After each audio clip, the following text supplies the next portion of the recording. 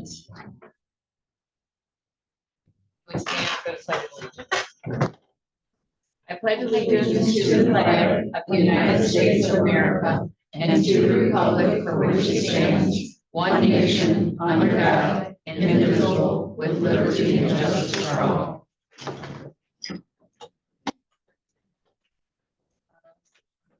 The approval of the agenda, we have the people from the Small Business Administration here that would like to give us a presentation. And I would like to move that we would amend the agenda to include those at the limited public comment time in, they could make their presentation under number 7. Can I get support for that? No support. Second. Is there any objection? Okay, passes. So we'll add them.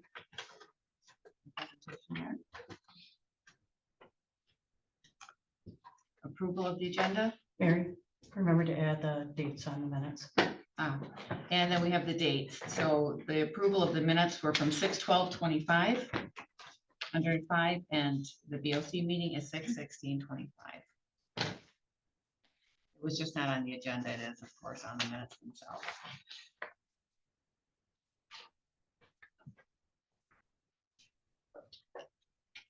Make a motion to approve the agenda. I'll make a motion. We approve the agenda. All those in favor say yes. Yes. Who seconded? Mary did. And then we have the minutes from 6/12/25. That was from our regular meeting. I'll make a motion to approve the minutes from June 12, 2025. I'll support. The motion and support. Do we have any discussion? All those in favor say yes. Yes. Opposed, same sign. Motion passes. The next minutes are from June 16th, and those are from the special meeting. I'll make a motion to approve the minutes from June 16, 2025. Second. Motion and a second. Do we have any discussion? Hearing none. All those in favor say yes. Yes. Yes, opposed. Claims and accounts.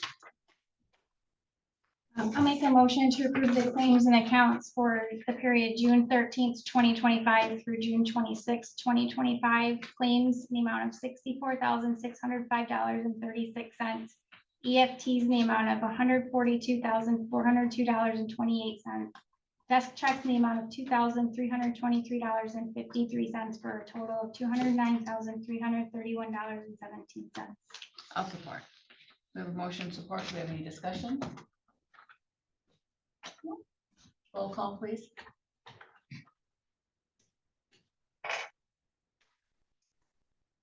LaRose, Yes. DeBrent, Yes. Hamlin. Yes. Peltier. Yes. Hardees. Yes.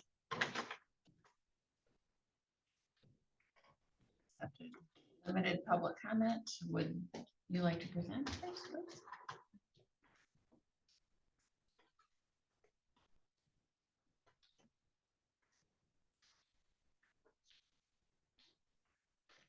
Hi, good morning. My name is Natalie Adams, I'm a Public Affairs Specialist with U.S. Small Business Administration, Office of Disaster Recovery and Resilience. And also Julie Garrett, she's also with the U.S. Small Business Administration, Office of Disaster Recovery and Resilience. And we are here due to the ice storm that happened on March 28th through the 30th. We are here trying to get the message out, the information out, that we are here to help and support and provide funds, help with providing funds for those who are affected by the ice storm that happened.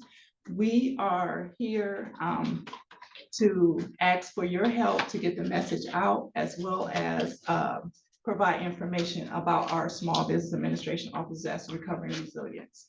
The SBA issued a declared disaster in response to the governor on June 5th. The disaster covers the counties of Charlotte, Sheboygan, Emmett, Mackinac, Montmorency, Otsego, and Presqu'île. Small businesses and private nonprofits are eligible to apply for businesses physical damage loans and may borrow up to 2 million to repair, replace damaged disasters or real estate, machinery, equipment, inventory, and other business assets. Homeowners and renters are eligible to apply for homes and personal property loans and may borrow up to 100,000 to repair or replace property such as clothing, furniture, and all that kind of stuff. Applicants may be eligible for a loan increase up to 20% of the physical damage as verified by the SBA for mitigation purposes. Eligible mitigation improvements include strengthening structures to protect against windstorms and upgrading. Disasters, they don't just leave behind damaged buildings, power outages, and tree damage.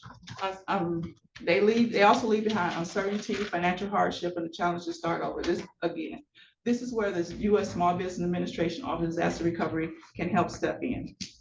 We offer financial assistance to businesses, homeowners, renters, and nonprofits to help repair, replace, and rebuild after declared disaster. And some of the things that we do offer is, and I just went over it, but I'll go over it again. We offer physical disaster loans for businesses and nonprofits to repair, replace, and homeowners to repair, replace property losses. We also offer economic injury, and that is working capital. And that's to help private nonprofit organizations to meet their ordinary and necessary financial obligations that cannot be met as a direct result of a declared disaster. And some of the benefits of SBA disaster loans is low interest rates, 0% interest with no payments for the first 12 months, no repayment penalties. Funds are available even if insurance has not settled. Relocation and refinance may apply for mitigation funds up to 2 years to request funds. And businesses are eligible for 2 types of disaster loans. No obligation to take the loan if approved. You can apply now and decide later. No collateral for loans up to $50,000. We do offer, I was saying, like we offer mitigation assistance, and that also helps you make the structure stronger. And thank you for your time. I appreciate it.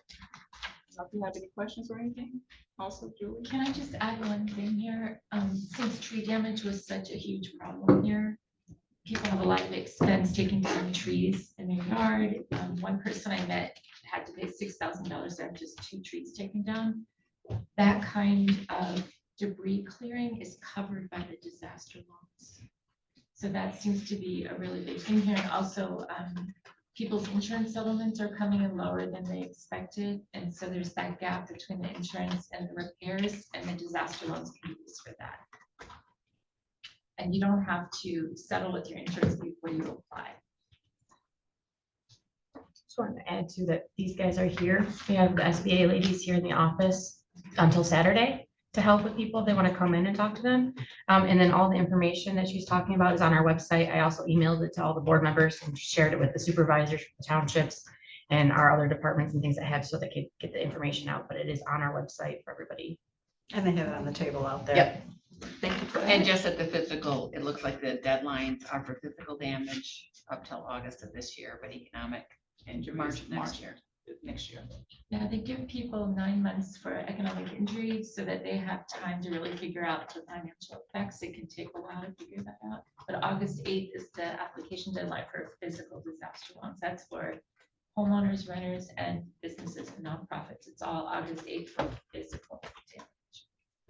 So after you guys are done here on Saturday, how do people apply for it after that? People can apply online at sba.gov/disaster. You can do that right now from your home.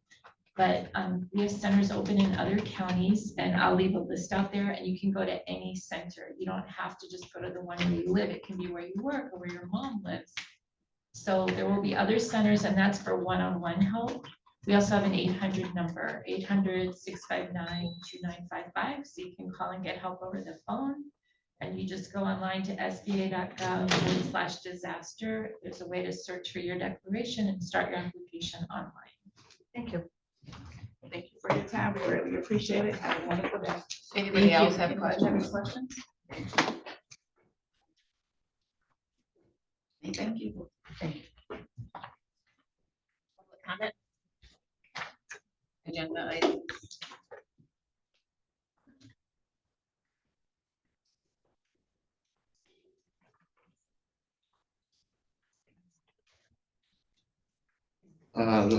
Doug Morrison, most everybody knows me.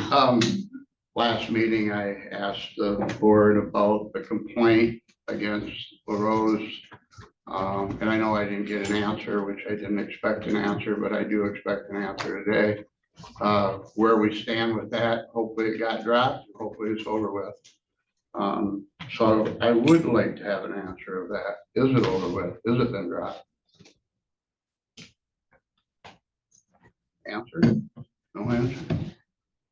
We're not supposed to respond to public Oh, comment at this point. okay, didn't know that. I'm learning a lot of things when I'm here. The other thing that I was disappointed at was the decision that you made with the mechanic. And I thought about it, and Lloyd said that, I said, and I explained about my business, one boss, two bosses. With the sheriff being the boss, he could, you know, talk to Bernie about the mistakes that Bernie might have made or whatever. But now Bernie has 5 bosses. Lloyd said there's one boss. Well, it ain't one boss. It's all 5 of you guys are his boss now. So who does he listen to? Lloyd, you could go there and say, hey, I want you to do this. And somebody else could say, hey, I want you to do this. And who's he supposed to listen to? I know when you have one boss, you go to the boss. And I would think that Chad should have been the boss of that. I cannot believe. I mean, you're taking a load off of your guys by letting Chad take care of it. And if you have a problem with that, you go to Chad and say, hey, well, what the hell's going on with our mechanic? Why isn't he doing this, this, and this? I think you really made a bad mistake, bad decision on that particular thing. The other thing that I didn't agree with, and again, it should fall back at Chad. Chad should be the one to tell you guys, hey, we got a car that needs to get out of here. Instead of you guys make the decision of we need to sell 2 cars because they got high mileage. Chad was trying to explain to you guys about when one's being oil changed or one's being worked on, they still have a car. You eliminate those 2 cars, now they don't have a car. I think the reason, my personal feeling is the reason that you guys made that decision, or a couple of you on the board made that decision, is you got a beef on Chad. You don't care for Chad. I don't know what the reason is, why you don't like Chad. I think Chad's doing a great job. And that's my comment. Thank you. Public comment, agenda items only. Hearing none. Annual report of surplus funds. Lindsay? Good morning. So I sent this to you all. So I'm just gonna do a quick blurb, and then if you have any questions, I'll try and answer them. MCL 211.78 M provides that no later than June 30th of the second calendar year after foreclosure, the foreclosing governmental unit shall submit a written report. Here it is. Prior treasurers have done a great job securing this fund to avoid the county having to borrow to purchase delinquent taxes and to have funds pending litigation regarding excess proceeds. I will also safeguard this fund with the same precaution. Total excess determined is $84,393.28 based off of the above appropriations. However, I would suggest a transfer not to exceed $34,393.28 into the general fund. Keeping a fund balance is important to the future security of these funds. So I did a graph just because I'm a super visual person. Hopefully it's helpful for you guys, but you can see where the appropriations. So just, I know the audience doesn't have this in front of them, but the total fund balance between the DTRF, the 516, and the foreclosure fund, the 519, is $4,209,448.19. Of that, the appropriations, current tax year settlement was 1.1, potential surplus proceeds. That number, I actually went off of the previous treasurers. She had already done all of that math because we have excess proceeds back to 2020 prior. This should be this is the last year, and plus we have some pending litigation, so hopefully next year that number comes down a little bit. I am projecting, I always try and bump up expenses, so I'm projecting 1.5 for 2025 tax settlement next year. And then that retirement funding vehicle is still hanging out there, so that leaves us with $84,000 I'm deeming as a surplus. And some change. And just to touch on it, the prior treasurers have done a fantastic job of securing this money. I know that this retirement funding vehicle was supplied to you guys. That's fantastic, but such a large chunk of money was available for you guys because it was protected for so long. So I don't want you to think that that's an expectation every year. This $84,000 is more of an expectation every year going forward because a huge chunk was given as a surplus. I think going forward, and it's my first year, so give me a couple years and I will be able to trend it a little bit more, but I think in a few years, we'll have that number and something that it might be more budgetable to expect in a surplus in the forthcoming years. But for right now, that's what we have. That's what I'm comfortable with and that's what I'm deeming. Okay. Anything that you're worried about? No. That you see on everything? looks- No, because like I said, the potential surplus proceeds, Sherry had done all of those calculations prior to. I did add a little bit to it only because we've had a couple claims filed already this year and I built that into it. But no, I think it's a very healthy fund and we don't ever want to, in my opinion, put the county in a position to where we're borrowing money every year to pay our tax settlement. Prior years have done a great job of securing that, so. Thank you.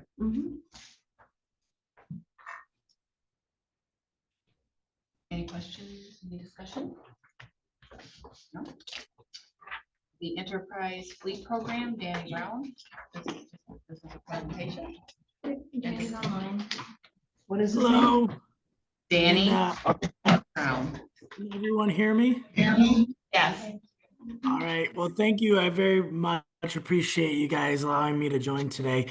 I have a PowerPoint that I'd like to share. Am I able to share that on your screen?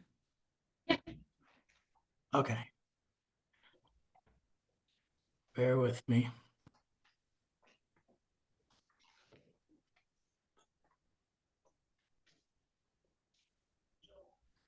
That anything you shared ahead of time or no?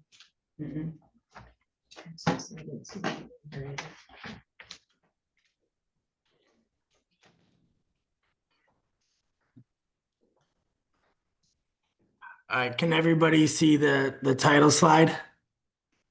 Still says it's launching. There it goes. Yes. All set? Aye. Awesome. All right, well, yeah, thank you very much. I just want to introduce myself to the county and to you all.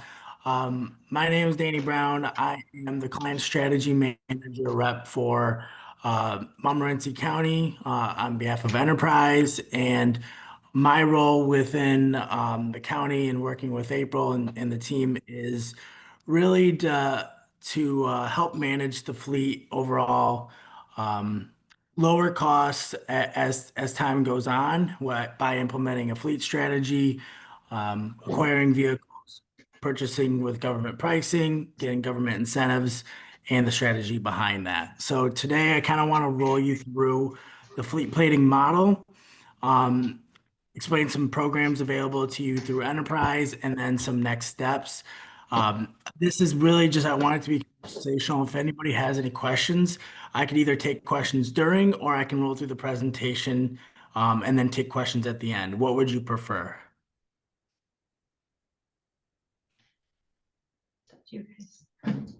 I have a lot of questions I wrote out, so maybe I'll listen and then at the end ask what wasn't answered.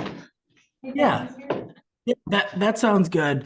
Yeah, I'll roll through the slides at the very end. I'll leave it open for questions so that I can make sure everybody has their questions answered. So I'll get started. So really the main focus of fleet management is to make sure that every vehicle has a replacement plan and a plan within the county. So as you see on this screen, there's three main buckets associated with the cost of running a vehicle over its lifetime. And the main bucket is depreciation. The longer you hold on to vehicles, the vehicles are going to lose value. So that's natural in a vehicle.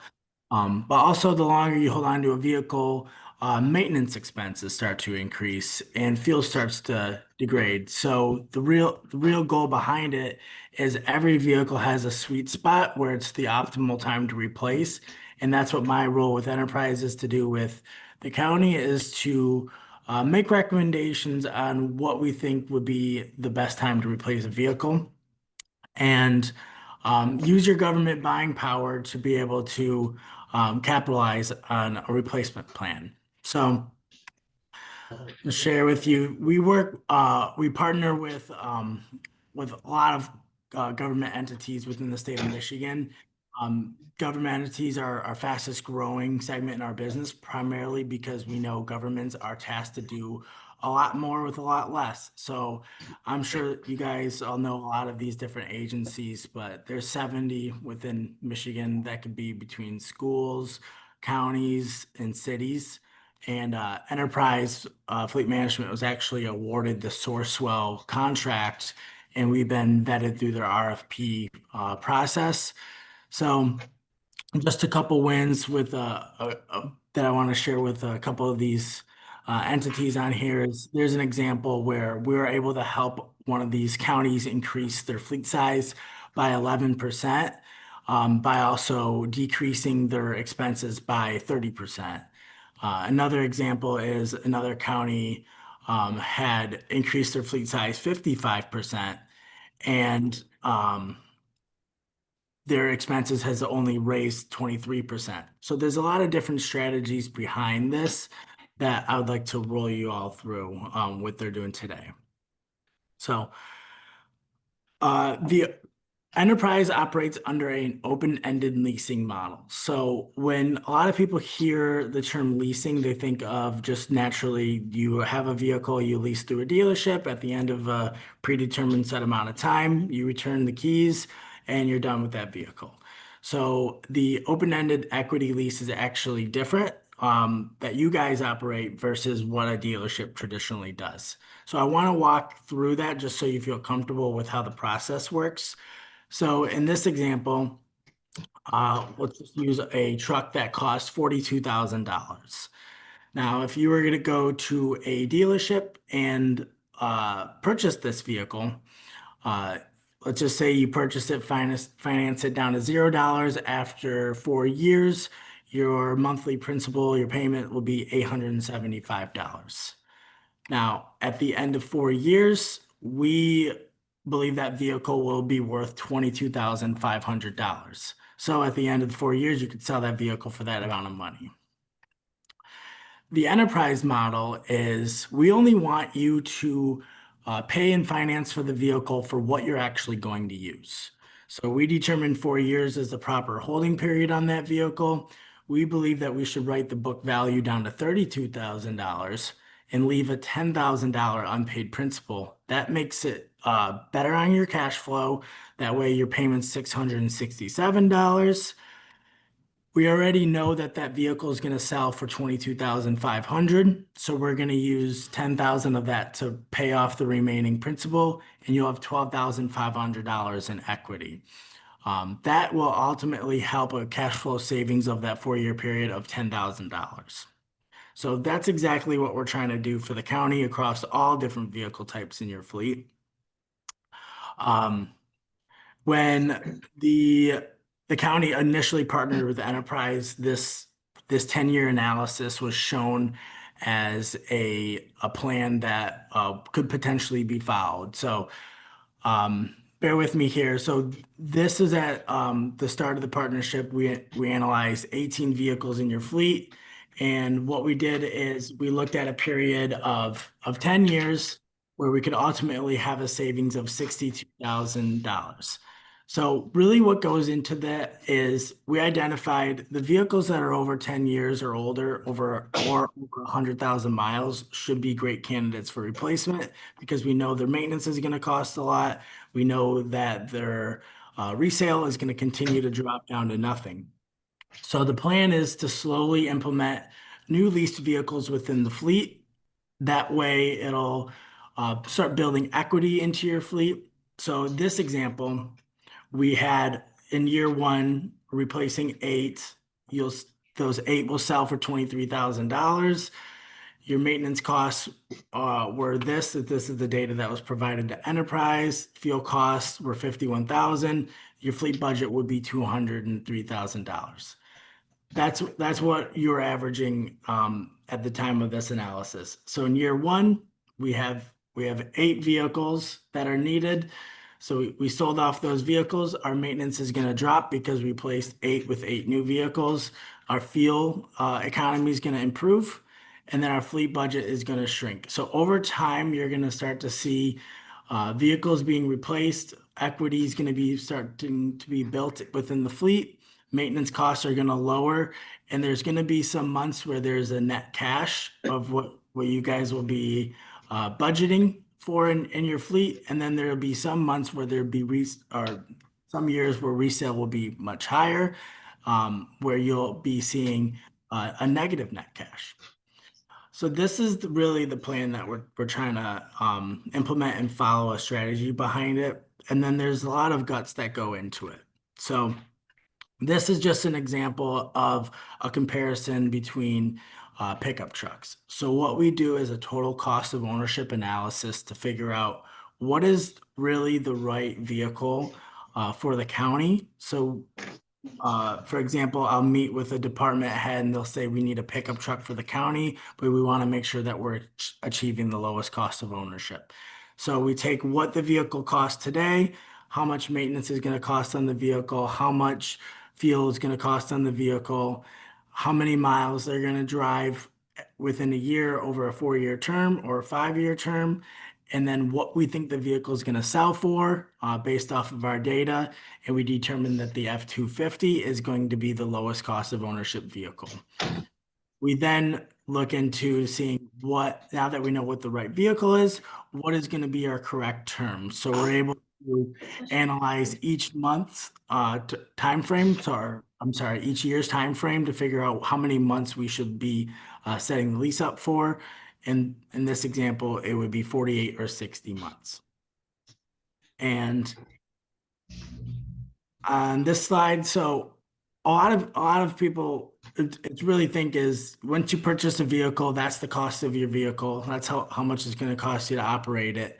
But we know that there's a lot more that goes into it. So for example, this is a pickup truck. We know that there's going to be your monthly payments. We know that there's going to be fuel. We know that there's going to be scheduled maintenance. So the real holding cost of this exact vehicle would be $146,000 over a 10-year period. Now, what we've been able to do for other clients is analyze what would it cost to purchase and hold a vehicle for 8 years, and then what would it cost to lease an open-ending lease for 4 years, replace it after 4 years, and start the process over is what we're trying to do on that 10-year plan. So in this example, there's a financial savings of $4,000 if we're able to then replace the vehicle after 4 years opposed to holding it, because you're able to capitalize on resale. You're able to capitalize on maintenance not being increased as the vehicle ages. And your government buying power, governments purchase these vehicles at invoice pricing. And now that things have really leveled off since the COVID times, manufacturers are fighting for your business. So we're starting to see large incentives coming back now just because they want you to be in their product. So that's what we'll be doing is fighting each day for you guys to get the lowest cost vehicle to make the biggest impact. We do offer aftermarket equipment setup. So we know it could be challenging to order a vehicle and wait for that vehicle to come in and then get it upfit, and then you're waiting, extending the period of handling the aftermarket. So Enterprise, we have a team that we can set up meetings with. We have a dedicated aftermarket team that looks at saying, for example, working with another county. They have police upfit, and we want to make sure that they have everything that they need to go. So when the vehicle is delivered, that we have minimal downtime to get those vehicles replaced and onto the road. So we can meet with our consulting team. They could verify that all the aftermarket that is needed on the for your vehicles or your county vehicles fits. It's the correct one. We source the aftermarket, making sure that we're getting the lowest cost for you by the best providers. What we'll do is actually proactively order the equipment. That way, we're not ordering the equipment too early or too late. Once we're tracking to see when the vehicle is going to be delivering to the dealership, we'll make sure that the aftermarket is being delivered to the aftermarket vendor. That way, we're able to ship that vehicle directly to the aftermarket vendor, get it upfitted and brought back to you guys. So really what we've seen is this process reduces 30% of the handling time across all of our clients.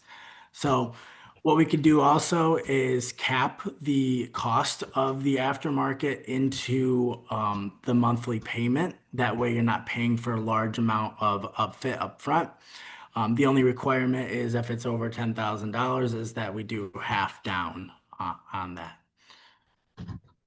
Now, maintenance is a very important part of managing a fleet as well.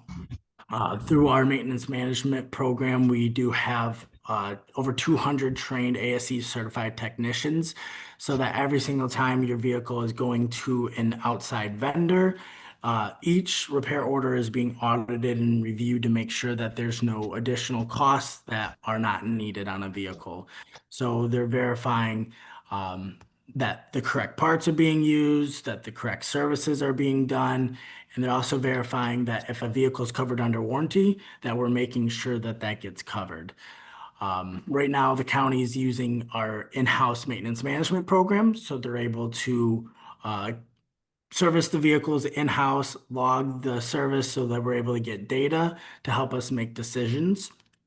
So today, I shared this is over the past 12 months. Last June or this past end of May was when we hit the 12-year month of the partnership. So right here, you'll see this is all the data that we've been able to receive over a 12-year period. There's only been $15,000 of reported maintenance done on your fleet of 24 vehicles. And really, we don't have much data to be able to make educated decisions. There's only been 37 repair orders that have been submitted for just servicing the vehicles all across the fleet that are on this program. Now, these are really important to help us make decisions because this is another example of the data that has been uploaded to the enterprise system. Is what we want to see is what vehicles are costing us the most, what types of services are costing us the most. So looking at this graph, you can see that your non-preventative spend, which is your maintenance caused by vehicles being aged, has really increased over vehicles over 100,000 miles. So when we have this data, we're able to figure out what vehicles are really impacting your bottom line, being able to identify which ones those are. We're able to make replacement recommendations based on that. So I want to share with you, this is another county within Michigan. This is their maintenance data. They use our out of the in-house maintenance providers, which is the same maintenance providers that Enterprise Rent-A-Car uses. So we put our stamp of approval on them. They have 38 vehicles in their fleet, and over that past 38 vehicles for the 12-month period, there's 154 repair orders. Now, a key area to focus on is the savings. So there's savings of $7,900.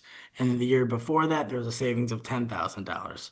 Ultimately, what we see is this program tends to pay for itself because, like I mentioned, those trained technicians, whenever a repair order is sent in for approval, they're auditing it, making sure that if a vehicle had received an oil change and it received a filter that's not needed, the last time that they're making the recommendation of telling the shop not to charge that.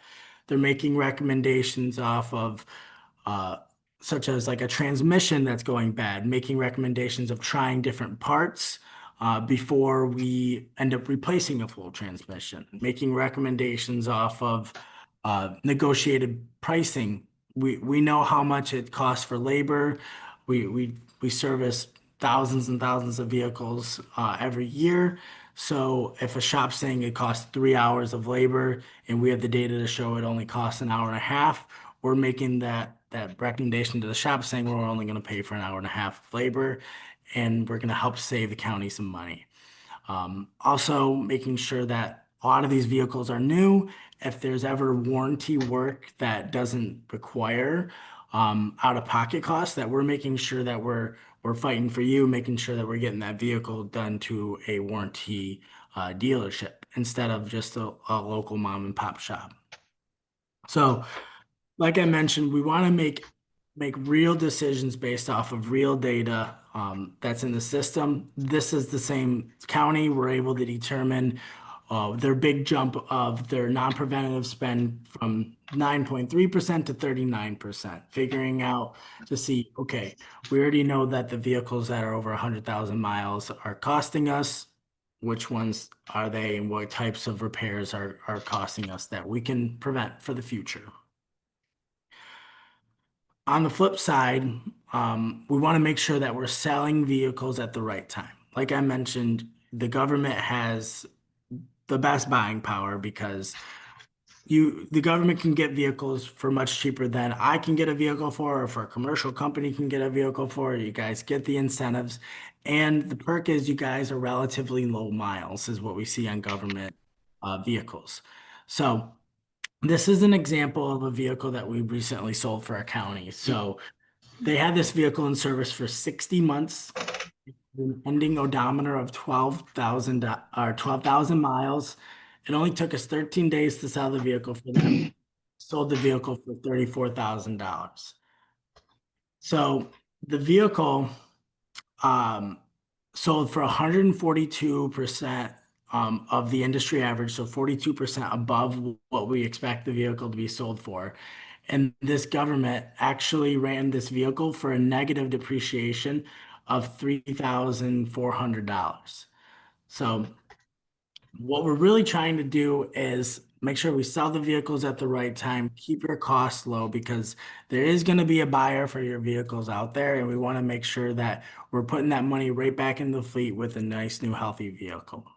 So today, really just the next steps that I want to work with the county is really just helping identify what vehicles are great replacement candidates, formalize a budget for this year one. And then I really want to get involved with making your upfit and your aftermarket so much easier. That way you guys have minimal downtime with your vehicles. So setting up a client consult and then really just getting the board to approve a plan. So I'll open it up for questions whenever you're ready.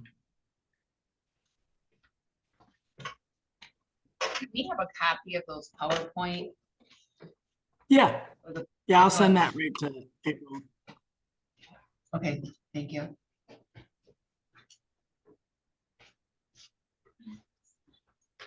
I mean, I have a list of questions, but it's a lot, so go through it. You're good with it? Yeah, you can. I'm fine with it. Okay. No. So how long is the recommendation for us to keep vehicles? Are you saying that varies vehicle by vehicle, or do we have like where we're gonna cycle like every 3 years or every 5 years? So it's going to vary from vehicle to vehicle. It really depends on the mileage, the condition, and what kind of aftermarket equipment you have on it. For example, we know, let's just say you have a plow truck within the county that has a service body on the back of it. And we know that that increases maybe $15,000 onto the vehicle cost. That takes into consideration how much longer you should hold on to the vehicle for. A police vehicle that has extensive upfit, we wouldn't recommend you replacing that in 1 to 2 or 3 years. We'd recommend maybe a 4 or 5 year holding period on that. If it's just a county go around pickup truck with no upfit, maybe that'd be something that we could see along the lines of 3, 4, 5 years. So each vehicle is going to have its own different story.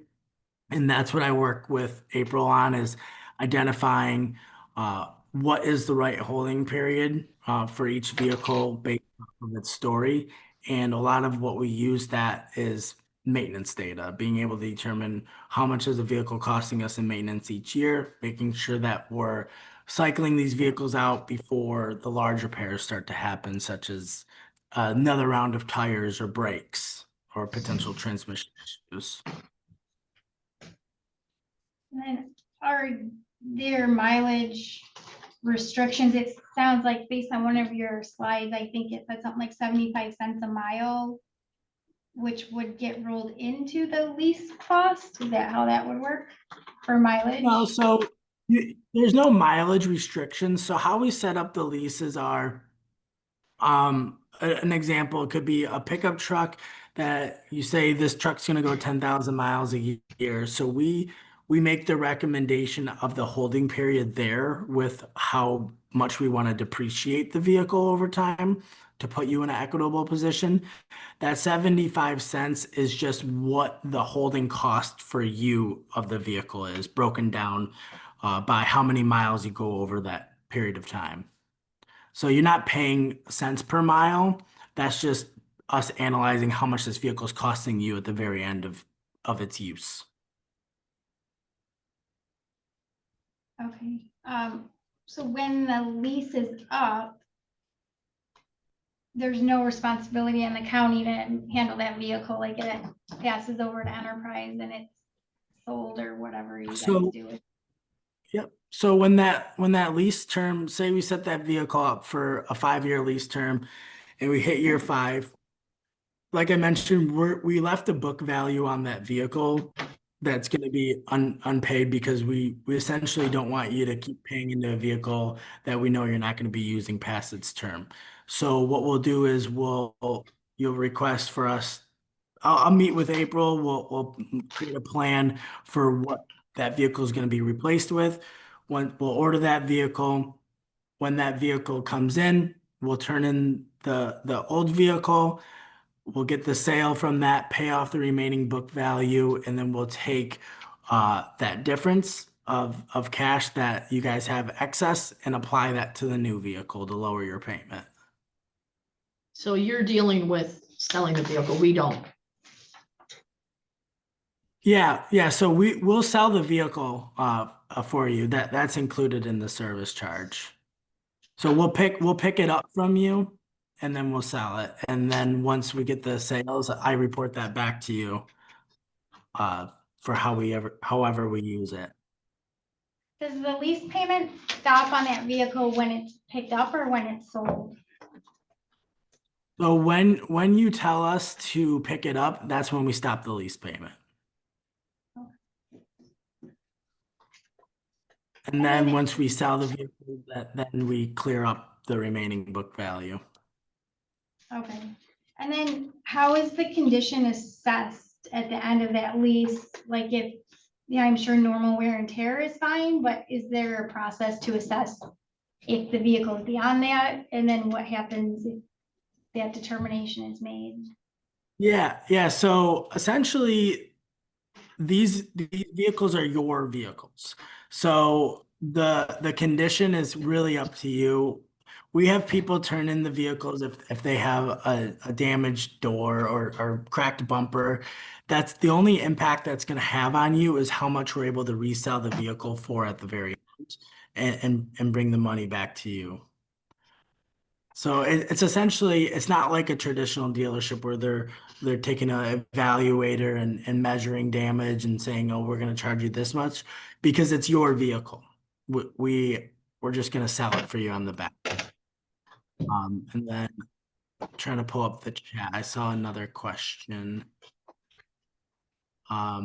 So a percentage of the sale, so Enterprise just has, I'll have to pull up one of your current quotes, but there's a service charge at the end of the lease that would be Enterprise's cut for the the admin time for handling the sale. But that's part of the program. Is there a certain percentage that you usually get for that? It's not a percentage, it's just a set dollar amount. I can try to see if I could pull it up on my end, but the only impact that will have is if there's additional transport costs, such as if a vehicle needs to be towed. But there's transport costs for us going up, picking up the vehicle and selling it at a resale lot. So I can get that breakdown for you. And I can But we provide could that have to you. mechanic transport too and save money, correct? If you wanted to transport it yourself, you could as well. And we can work on a plan behind that too, to save money. I'm looking at one from last year, the one we did last year on 5/16/2024, and it says the service charge due at lease termination is $400. Does that sound correct? Correct, yep. Yeah, that's the F-150. So the book value that's left at the end of the lease is $8,082, and then the service charge that they charge is $400. Yeah, so what we'll do at the end of that is we'll sell that F-150. We'll pay off that $8,000 book value, and then you'll have equity that you can then either apply to an invoice, or you could roll that into the next vehicle to lower the monthly payment and save on interest. You're saying you have 8,000 in equity, but if you decide you're not going to continue to lease, you don't get that 8,000. There's no such thing as equity unless it's in ownership. He said you can apply it to an invoice. If you have other leases, then you can apply it to too. Yeah, but you're still on the same hamster wheel of constantly. You don't realize the money, the equity they're talking about unless you stay with them on their program. I have Is that some, true or So- not? I'm sorry, I couldn't quite hear your question. Can you repeat that? You never really have ownership. The only way you realize any equity that you're calling equity, I call equity and ownership, but the only way you realize that is if you continue with Enterprise in the program. If you quit. Yeah, the I mean, program, if you there's no equity. If you don't sell the vehicle at the end of its life, then there's going to be no equity. Just agreed. The same goes for if you hold the vehicle till it's dead in the water and there's no resale value left in it, you're not going to have any equity. So the real plan behind it is being able to put these vehicles on a healthy plan. That way we can then cycle them in over time. That way we could lower your maintenance costs over time, resell the vehicles, fight for manufacturer incentives to get your costs down. If we outright buy a vehicle for $50,000, where this inflated $140,000 over 10 years operating fee is, I don't believe that for a second, not being that high. But at the end of 5 years, we still have a vehicle that has real equity and ownership that we can trade in on the next vehicle to buy outright. All your numbers are Yeah, over. that's just an example. Including fuel mileage and a lot of other things that should have no place in this decision. so I have There's a question. lot of different, yeah. Go on. So you had commented like, making real decisions based on real data. So I'm a data person, so just trying to make that decision, like it's county, it's taxpayer dollars, right? So is it more cost effective to continue with the program, or is it more cost effective to manage our own fleet? I worked at one of the counties that you guys work with before, and the department I worked with, it was determined after meeting, I was in-depth involved in the process with moving towards enterprise, and our department specifically, it was determined not to be cost effective, but other departments it was. And so what is your recommendation to us on how do we truly make that comparison to know, is this cost effective or not, or what is the best option for the county? Certainly, you want to sell your plan, and I get that, but from our perspective, how can we look at this objectively to make a sound decision going forward on what's best? Because we do have an in-house mechanic, and I think that does save us money.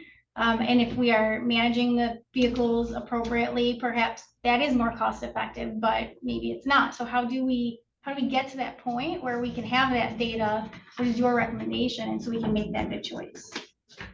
Yeah, that would take over a period of time for us to kind of analyze what departments, I guess, would be using vehicles. We do a lot of different government entities where maybe we just do the detective vehicles, or we just do sheriffs, or we just do public works. So I can meet with you all on that piece to kind of figure out really what are your annual vehicle needs, how many miles are they driving, to assess whether that does make a plan like this does make sense for them. So I'm happy to do any analysis for that. Just what I would need to be able to determine that is how many miles they're going and what their maintenance records are on the vehicles, because that plays a large factor into how much the vehicle is costing you over the period of time. So there's a lot of different sort of analysis that I can provide for you and April to figure that out. But I do agree with that statement. How long of a period do you need to look back to get that information? Usually a 3 years of data is sufficient enough if you have it. That way we have a large enough sample size to help.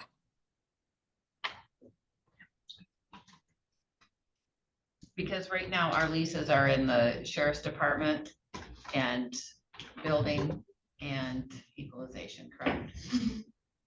But, some have just been, just started on the road, 2-3 months ago, so. Yeah, there isn't anything, there isn't anything there to look at, probably correct, at this point. Except I like the upfitting, working with the sheriff and the mechanic to decide how that would look, because that was what our prolonged period from the time it took the vehicle to use was related to that upfitting, so. I do have questions Right. relating to fitting too. Yeah. So that would add that cost. It sounds like from what you said earlier, that cost would either be paid upfront by the county for the equipment, or it can be rolled into the lease.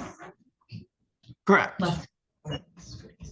He said down payment of 5,000, so we'd have to pay 5,000 of it, at least. Yeah, so for example, if the vehicle upfit is over $10,000, we would just Yeah. require half as a down payment on the vehicle. Do you know about how much it costs to outfit? What was our outfit? We were around 10, weren't we? It was over 10. But it was I've seen very, any- or is it pretty much the same for every vehicle? I'm sorry. The outfitting, is it pretty much the same for every vehicle? It probably differ. Generally, it can differ, and I mean, that's at some point, some of the questions, I don't know if Commissioner Rhodes will get to it, but whether when Bernie's doing it, we reuse any equipment we can. So if you're decommissioning, sometimes they sell brackets or attachments so you can reuse equipment. Sometimes they make those model changes where you can't. So you could have pieces that you might be able to transition, but some model years you don't. Well, we know that it was over 10,000 because we saw them come through at FPS. We had those were actual parts, I think. That wasn't any cost for putting it on. Outfitting of the car, or are they gonna still have to have Bernie change radios over? Because I know that's a considerable expense. That was one of my questions too, is how far can you guys take it versus some work that we still as a county would need to do? And maybe that needs to be a separate conversation to figure out what our needs are. And tying in with that is Yeah.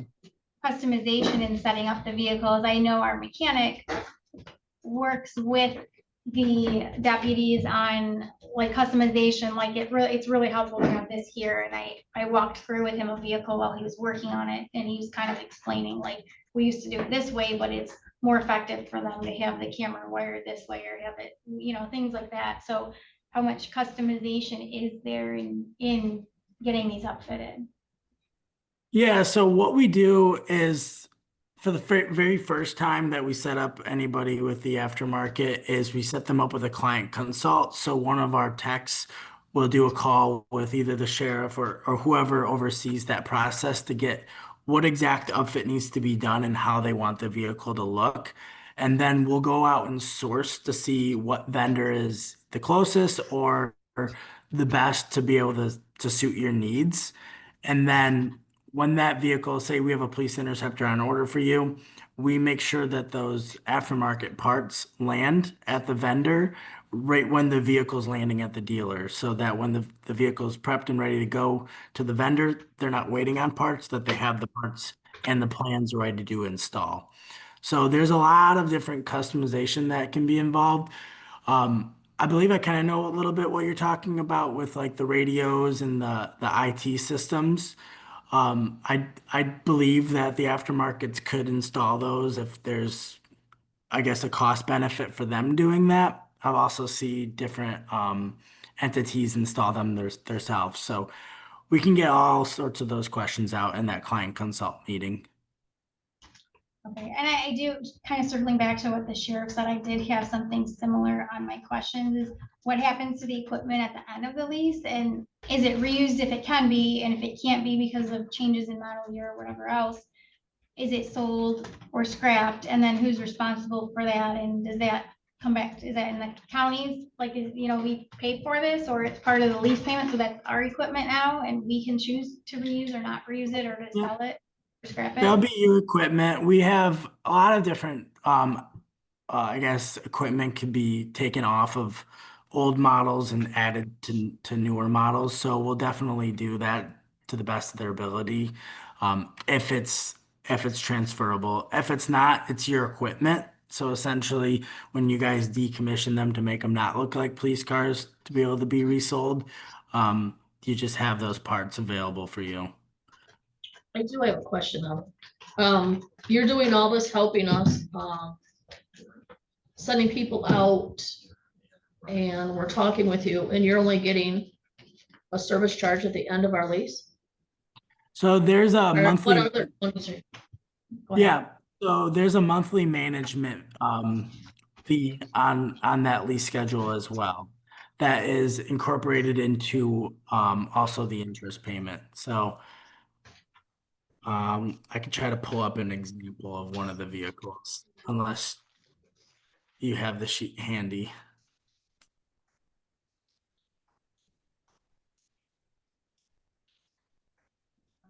$239. What is that? $239. Per vehicle. I think it depends. Does it depend on Is the that vehicle? monthly? What, That's month per vehicle. Currently $947 a month on our 4 leases. So yeah, the two. what vehicle are you looking at on your sheet? That would be all 4 of the leases that the county currently has. Total service fees are $947 a That would month. be the 2024 Explorer. 24 Explorer. Right.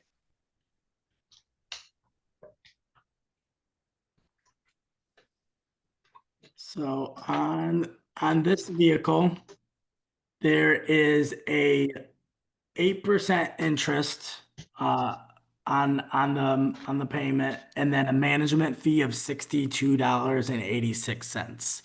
So that is for the cost of, I guess, the services of me working with April, the technology behind the enterprise website, the admin time spent formulating the plan. You say 8% plus, what was the amount?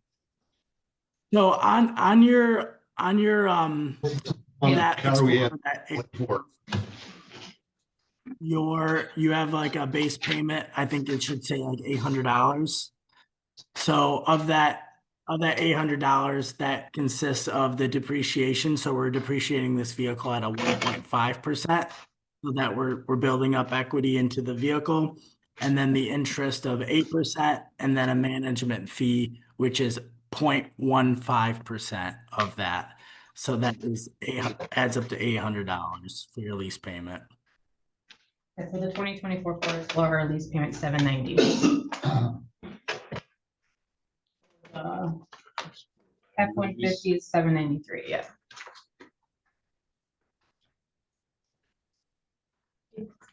What are the ones that are not, what about the ones for the road, for equalization and? That's those Th- ones. those are Those the ones. ones. Because aren't ours closer to like 1,100? Ours are higher. Yep, the interceptors are higher. You guys worked on building those ones up, and the quote you got done working was 1,090.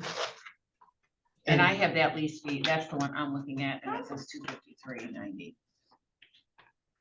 Yeah, but that's interest, and it's not, that's not the service fee for that 253.90. That's not the service fee, that's interest and other And the charges. lease charge. He's saying the 8% is wrapped into that cost there.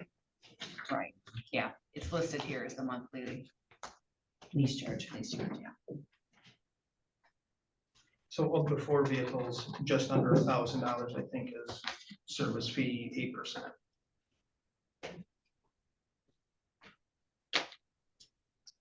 What did you say? It was like 954-ish. Yeah, it's not all service fee. No, I That's know, part of I'm saying interest, too. that total amount includes that 8% and the service fee. It includes the depreciation, the lease, interest, and service fee. Mhm. And Correct. There you go, 790 790 includes the depreciation, service fee. the service fee, and your interest for the lease. So it's all wrapped into that 970. 790. That's 790 per vehicle. Oh, That's the total lease payment we make every month. For that too.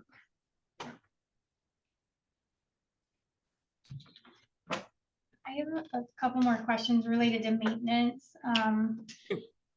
So we talked, I think you touched on like routine maintenance, maybe you mentioned this, but how are accidents handled? Like, do we have to follow a certain process on leased vehicles? So you guys have your own insurance on these vehicles. So Enterprise does offer insurance options if you ever wanted to explore that. But insurance are handled, or not insurance, accidents are handled differently than maintenance. Yeah, so even So for you- leased vehicles, we still use Mermos. Same thing, Mhm. okay.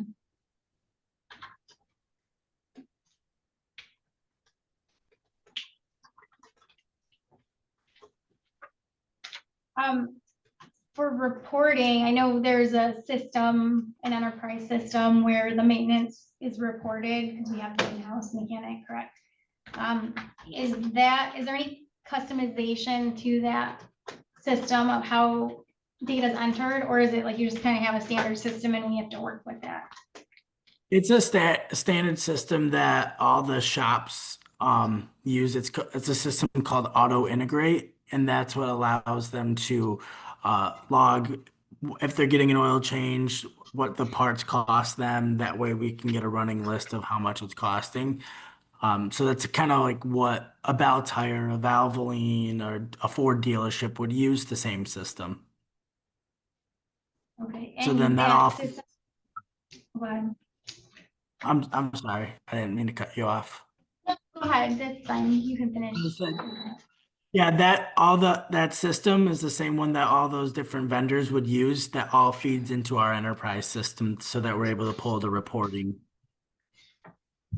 Okay, that was, so the reporting, that was my next question. So that system allows easy reporting to pull the data like we were talking earlier on, looking at what are we spending on maintenance and things like that, and you had some charts on Yeah. different type maintenance work that's done, Yep. so reporting allows you to pull that. I'm gonna share, if I could, I'm just gonna pull up the website really quick. Just to give you an example of what we can kind of, I guess, review the data with.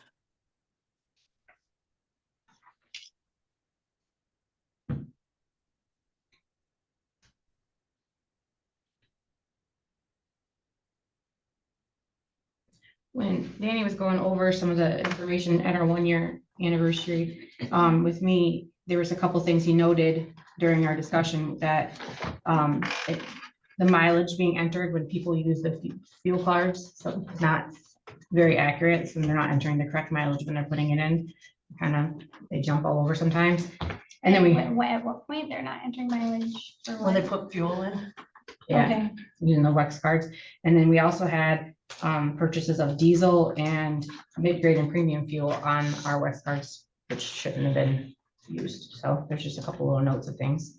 Diesel was purchased for the generator. Generator, okay. Won't be on that line. Can I share my screen? Is that okay? was it the ice storm and they were? Yeah, he said it was generator. Those are just things he noted to me. You should be able to share. Dean. April, am I able to share the screen? Yep, go ahead. So, let's take a peek.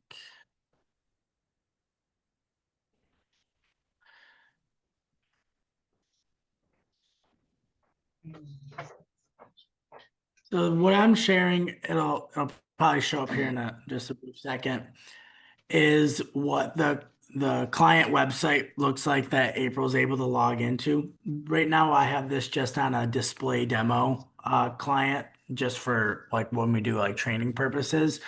But this is the type of data we can receive when we have maintenance regularly being uploaded to the system. So we're able to pinpoint what are our vehicles that are costing us the most in maintenance. So we're able to make educated decisions on making replacement recommendations, so that you're not going to keep paying into vehicles just to prolong your life, and it ends up costing more in the long run. You're actually able to see in here, when we're logging the data, see what vehicles haven't had an oil change in the last 6 months. Then we're able to see what vehicles haven't had an oil change in the last 6,500 miles. And then we could also do breakdowns of what types of month intervals that we haven't had any oil changes. The one great thing behind this too is every single time a vehicle is serviced, we're able to get the repair order logged and documented into our system. So for example, I'll just click on one of these vehicles. On here, we're able to see what the average, as soon as it loads, what your odometer is, when's the last time we got the odometer reading. And then we're able to pull up the maintenance records. Uh-oh, I have an error. Bear with me.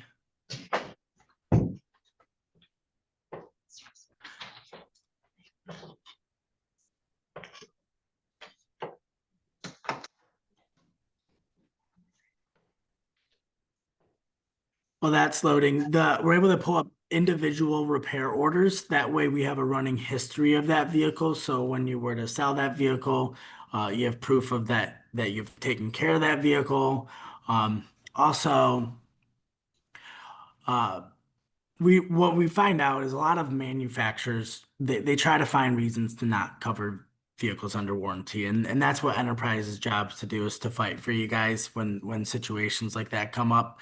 But because we're keeping a running history of the vehicles, we're able to show that we're getting vehicles serviced at the right time and with the right services that match the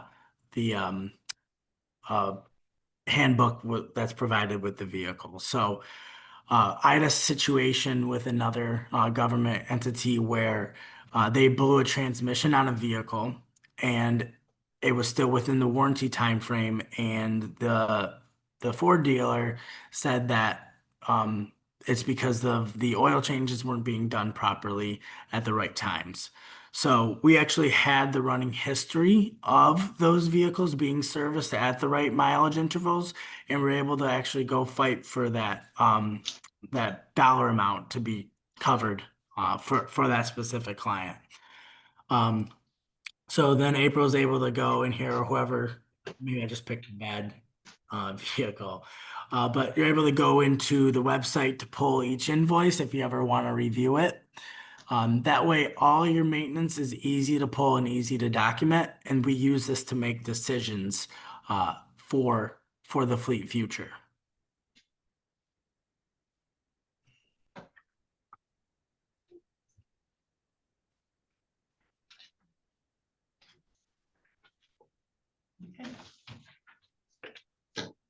Any other questions? Nope, you did good. Nope, almost up. Bob? So your computer tells you when it's time to get a new car. Does it take into account things like body rust and body damage? What I hear Yeah, about is so your schedule.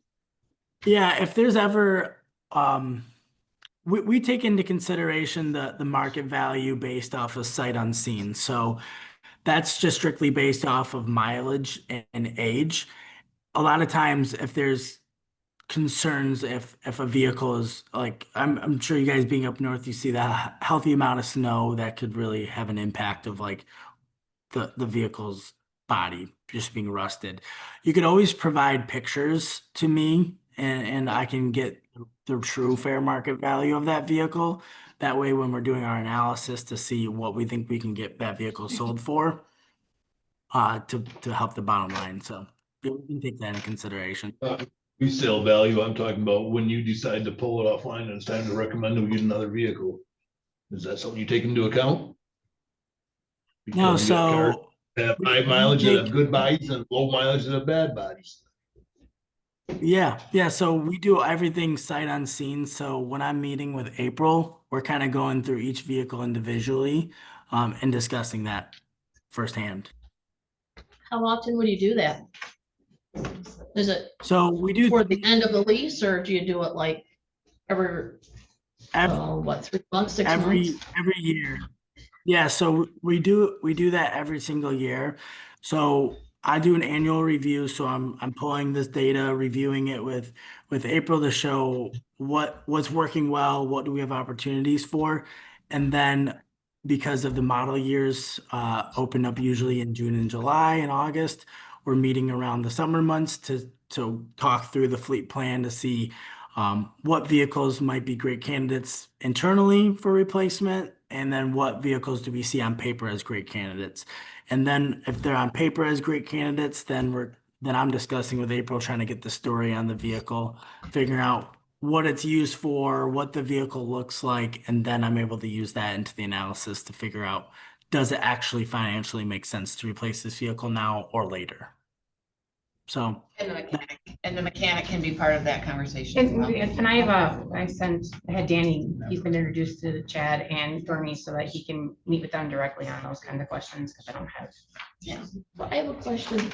When the deputies, do they keep track of their mileage so they know when the oil changes They're on their are? daily and They I keep mean, track what- of it each yeah, time when they get it? every day. Okay. It's part of their daily. That's what I thought. That Log has to in be there. entered. As far as the inputting, it's, I'd say probably 99% of the time it's fat finger things, or Yeah.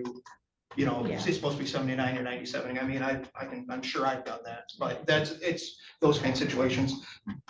I just had a couple questions for him, or I mean, I know he posted a lot of information. Is that something that we'll get to look at as well? Yeah, I asked them for copies.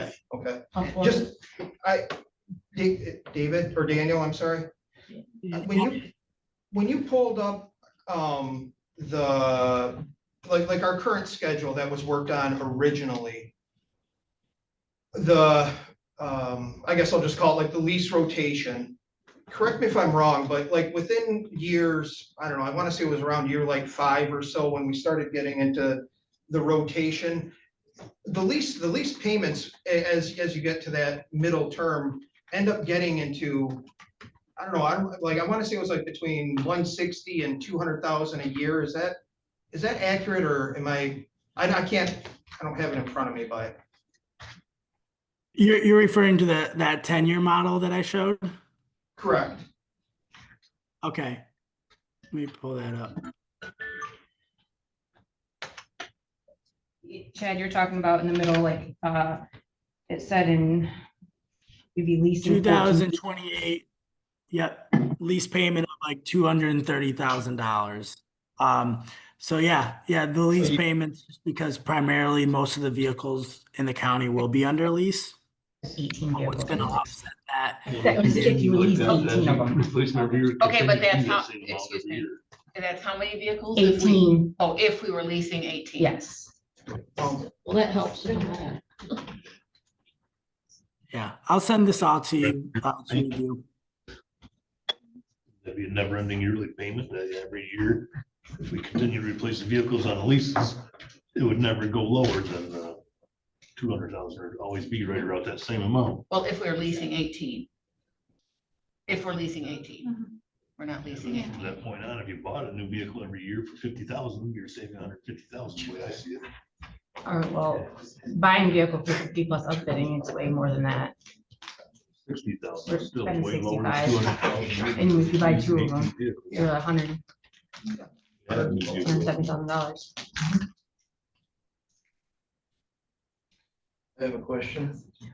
In my experience, with larger corporations, considering like Amazon or the John Deere dealerships that are worldwide, they all thrive for leasing vehicles because they outright have billions of dollars. A small mom and pop shop won't go that route. And it determines the amount of vehicles that you're gonna lease. As far as the maintenance and everything goes, if you're only gonna lease 10 or 20 or 30 vehicles, it's really not worth it, in my eyes, from what I've seen over the years. Because the upkeep on it is handed over to the leasing company, and they take those high dollar leasing companies like John Deere dealership, and their same prices that they're leasing those trucks for is what Montmorency is gonna get charged for. That's what I've seen over the years. Is that correct? So, Or does a township or a county get charged less for this? Yeah. so government is automatically getting the lowest cost of the vehicle compared to what I can lease a vehicle for Amazon can lease a vehicle for. You guys get government invoice pricing under your Sourcewell contract, and then you also get government incentives, which are just incentives on top of that, just to bring the cost of the vehicle down. So, and you guys are essentially leasing these vehicles, but it's an open-ended lease, where it's an equity lease. That means what you're paying into it is you're paying into your own vehicle. So essentially, you're not getting dinged, I guess, for the conditions of the vehicle for however long you use the vehicle, because it's your vehicle. Do we know about how many miles our vehicles? Yeah, I know it could vary, but I mean, per year. Oh, per year? Yeah, for each, on average for vehicles. We have a 2020 that has 80,000 on it right now. That's 5-year-old vehicle. It's got 80,000 miles on it. Well, that A means little the- over 80,000. Then that meets the 20,000 that you have listed here. And like Daniel's talking about the government price leasing, obviously, whenever we purchase, like they'll buy the vehicle the same as Montmorency County will buy the vehicle. Right, because we'll get. We get special government pricing, right? So I mean, it's whether we're doing it or they're doing it, that purchase price is essentially the same. Sometimes certain dealerships have gone a little bit lower than even government pricing, but generally speaking, it's always gonna be that same price. We also have the ability to purchase the vehicle outright and maybe use it as many as 10 years if it's still in good shape and the mileage isn't getting too out of hand. Look at the vehicles you just decommissioned. I mean, well, being on the road and they're well over 100,000 miles. So I mean, I guess, is the board's looking to, I guess, digest and have another discussion on this, or is there an intention of making a decision? Because, This is No, just this is just a presentation. presentation. This okay. is just the annual okay, presentation.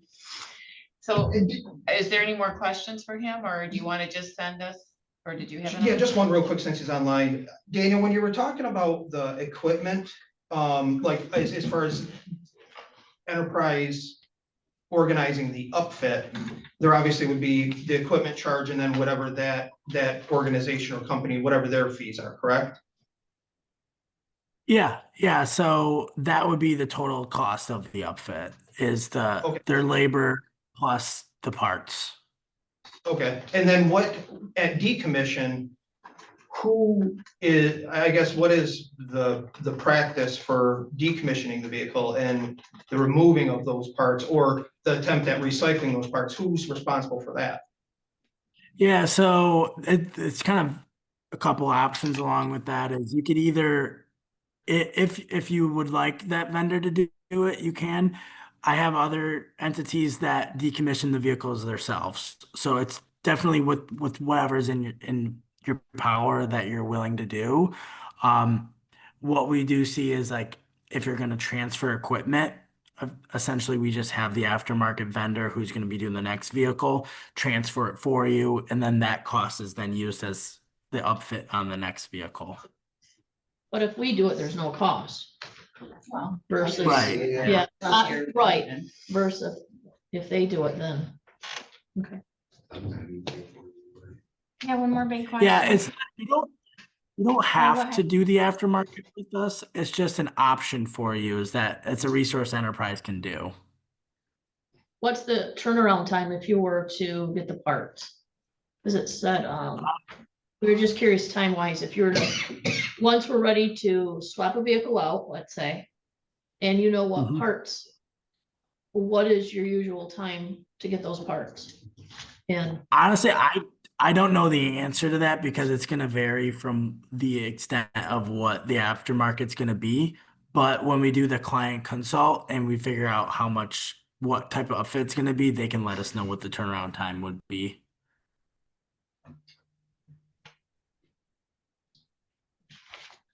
Have you been in a situation where either county or other local government or even any client, I guess, has chosen to follow the enterprise program and enter into the lease program and then determine later it's not cost effective based on a comparison and then withdrawn from the program?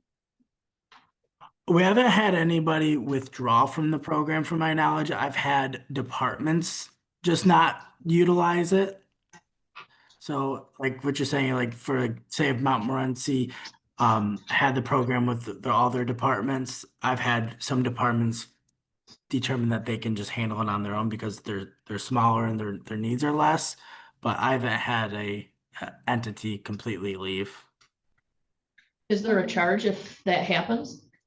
No. So what it would be is you just run the remaining leases out and pay your monthly payments till the lease termination ends, essentially.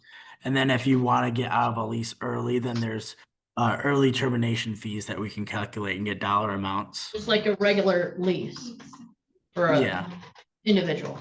Okay. All the equity you've been talking about is gone. Yep. Okay. Yeah, I'll send this to April so she can share it with the team. Okay, thank you. Yeah. Thank you, Danny. Are there any other questions? I know. Madam Chairman, can I ask a question? Well, in a minute. I was just gonna say financially, we farm and we have been leasing equipment for years. Back in the 90s, we did it. There's a lot of reasons you don't maintain equity. You do roll it over for the purposes of getting that new piece of equipment with that new updated module. You gave us a lot to think about, so thank you. Yes, ma'am. Yeah, you're welcome. And if you have any other questions, feel free, when I send the email, I'll have my contact information. You can always feel free to follow up with any questions that you have. I'll be happy to answer them. Or I'll be happy to even join another meeting as well. My question is, does the county are you currently under contract with this? Or is this all information leading up to you possibly going into a contract with them? We have 4 leases through Enterprise. You can lease already as have a many- contract with Enterprise then? We have leasing contracts through Enterprise for Okay, 4 of them. thank you. Yes. Thank you. Yeah, when we originally went into the leasing program last year, they first came to us, we were going to lease 6 police vehicles and 2 for the other 2, and then we ended up only doing 2 police vehicles and the 2, so we have a 4 lease right now. And at that time, when they said we were ordering the 2, we were gonna decommission 2, but we never did that. But we've had accidents, and I think we've lost at least 1. Have you lost some vehicles since then? Yeah, I think. hit the tree. Yeah, the biggest thing that, like, I know when Chris first presented this to us back in 2024 was just the liability that the county has by having deputies in vehicles that are over 100,000 miles. Like, in pursuits and things like that, you shouldn't have them in vehicles, especially over 200,000 miles or things like that was things that he talked about, just the liability to the county in that sense, you're putting them in a vehicle and endangered and that kind of thing. That is a liability to the county in a sense. So that was something they did talk about back then. And, maybe that's something where we reach out to Merma and have that discussion as well, as far as if you're looking at the safety of the vehicle versus the numerics of the vehicle. I agree. Every vehicle should be under 200,000 miles. And I think right now what we're trying to figure out is what's the most responsible way to taxpayers to facilitate that. Is it doing a lease program? Is it committing to 2 vehicles a year or 1 vehicle a year, or some sort of rotation of 1 to 3? I agree. And under 2 would be fantastic. But again, that's the benefit. And April and I in the previous board had the discussion. We are Montmorency County, and there's going to be points in time. And one question I guess I would have for Daniel is, there's points in time where we just might not be able to get 2 vehicles because we want, or we might not be able to get 1 vehicle. But guess what? We don't need to worry about it because that vehicle's been bought, paid for, and is on the road and servicing the community. We don't have that commitment. And I guess my question to Daniel would be, if at some point in time we have, a 14 vehicle fleet and we have $170,000 lease payment and we say, darn it, we just can't afford that this year. What does that look like to the county? So you're saying that if you can't satisfy your lease payment, Correct. then we would have to probably either defleet, but that would be a bigger question around making sure that we're budgeting, because $170,000 a year lease payment is still much cheaper than purchasing those 14 vehicles up front. So that would be built over just a budget plan to prevent that from happening. Okay. And we're not under compulsion to lease so many a year either. Yeah, there's no determined number of, you have to keep leasing. My job is to share the recommendations with April based off of the real data that we have of saying when we think a vehicle is going to be in a sweet spot for selling versus when it's going to start costing you more in maintenance to maintain a vehicle and lose value in. So by any means, you don't have to commit to a certain amount of vehicles. I have another government entity that is on a freeze for purchasing this year, and we're still figuring out ways to reduce their costs. So I'm a resource for you guys to be able to bounce ideas off of, to go see what's available for you, to see what even makes sense. So that's what I'm here to do, is just help. Chad was just saying, if you have 14 deputies and 14 leased cars and you can't afford the 170,000 payment, And you have to get rid of a couple cars, then you have 2 deputies that are either riding a desk or a bicycle. If we got to a point where we couldn't afford $170,000 payment, we had 14 deputies, I'm pretty sure we'd be laying off people before we'd be at that point, if we couldn't afford the $170,000 payment, to be honest. Budgeting is there for the deputies, but it's not there for the cars. Well, it is. We budget for both. Yeah, still. Yeah, we're budgeting for everything. We're looking at. Yeah, and then what I could Yeah. do each year is help Budget, then create, cut deputies on cars. each year I could help sit down with April and create what the fleet budget would look like based off of what current payments are and then with addition of new payments. That way, when you take that exact dollar amount to a board meeting for approval, then we know whether we can satisfy that or not. And we obviously, if we're not going to go out and lease a vehicle if the board doesn't approve. So that's how we would Okay. handle those budget conversations. And looking at our fleet, we have 24, but we probably would only lease a max if we did all of them 15 vehicles on that fleet. So our payment wouldn't be that $230,000 ever, because we wouldn't have that many vehicles leased if we ever did all of those. We do have 24 vehicles, but not all of them we lease. Like our seasonal vehicles makes no sense to lease them. The sheriff and undersheriff vehicles makes no sense to lease them, the mileage that are driven on them. The one for the veterans office, we wouldn't lease that one, it's used sparingly. There's a lot of vehicles that we wouldn't have to lease. Yep, that number's up to us. Okay, thank you. Yes, thank you. I'll send the email right after this. So Okay. appreciate your time. Thanks, Amy. We'll take a 10-minute recess.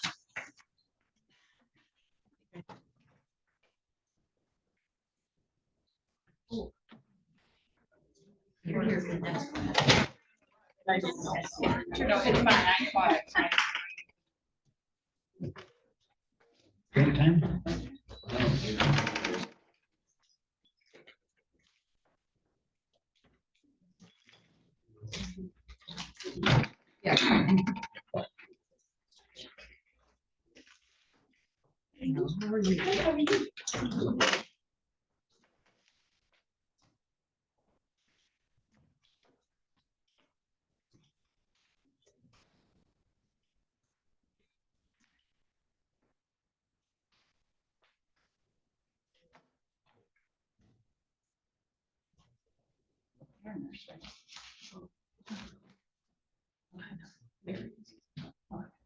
I was just gonna.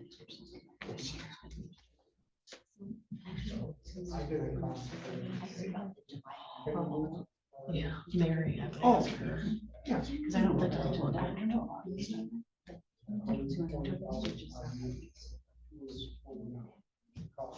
So they're doing the pass around sheet. I think it started at ours and it'll come up here. That's so. weird. I know, I don't think that's right. I don't think so either, and that's why I was, Yeah. because, I I'm mean, gonna for it sure still pick up hurts, bronze. and it's I just, been a couple And- of packages. almost 2 months. How you doing? Oh, yeah. Well, that does I'm get not you sure. right. Yeah, I would ask you here. I'm Eh, gonna buy bronze. Yeah, there's quite a few people out there. Yeah. You know what you do, you go You downstairs, said you usually. What's up? Go downstairs. go use the bathroom downstairs. Yeah, it'll be good. All right. Be right back. Thank you. So are you? I was gonna ask her. Yeah. Okay, sure. See my, for my. Yeah, I thought so. Well, fine. You're getting all aspects of it, aren't you? Did they have you do? This shows up on the, on Zoom. Do they have you do? Yeah. Oh, you actually got like with Bill. I'm not sure, I'm gonna go over there on Monday, Cool. meet the staff. Yeah. Didn't tell me. Well, that'll be fun. I just remember when I was working with then it was Every just. 2 months. Yeah. Like 5 years stuff. Oh, yeah. And I don't think there's still a lot of them, but now it's much bigger, mandated, you know, it's come a long way in 10 years, that's for sure. So. And so they said, we'll see in August. Didn't start. Mhm. So if you reach out. Yep. don't know who it's. Liz, I just didn't know whether it's, has it been told? Oh, yeah, it hurts a lot. Being in the minutes from last meeting. That's right. They were draft. The new ones. What happened was, Locations, you know, trying to you know, they're create. changing the bylaws to correct that. What I wanted to see was the draft bylaws. Crisis management teams is what they'll call them, and they'll be like I a, thought that. it's like a DHS type employee, a law enforcement officer, a mental health worker, but they'll have three of them that respond to mental health. Yeah, good questions. I have at least 3/4 what you have. But that. But yours like kind of tied in well with mine. They actually have. That you. This board, there's There's a lot of different I didn't, but the first one. pilots, I guess. I that did. Good. I have to try that. city one thing that came out was Yeah. the board is no Well, longer- I think, yeah, well, they go down. You're not making, you gotta make money somehow. And it's. It's more challenging.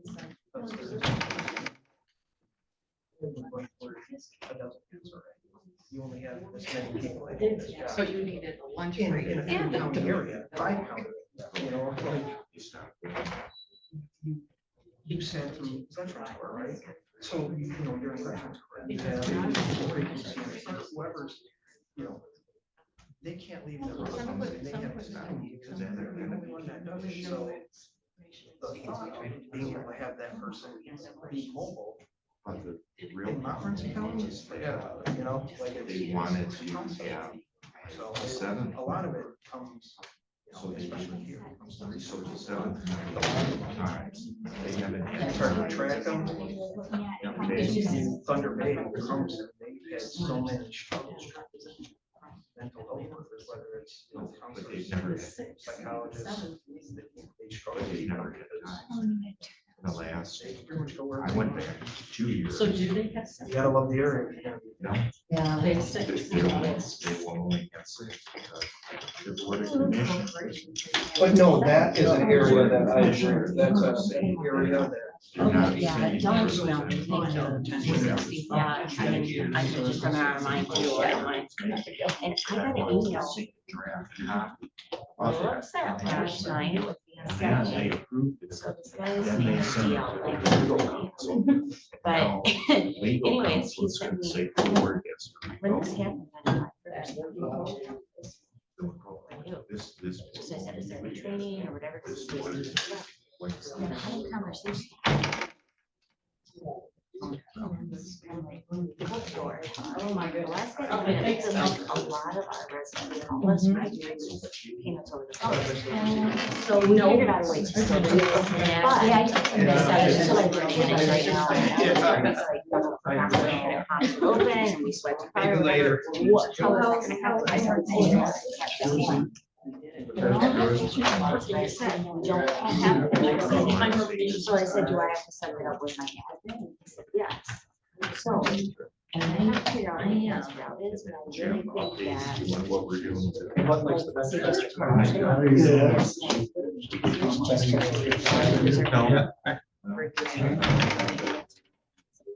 State.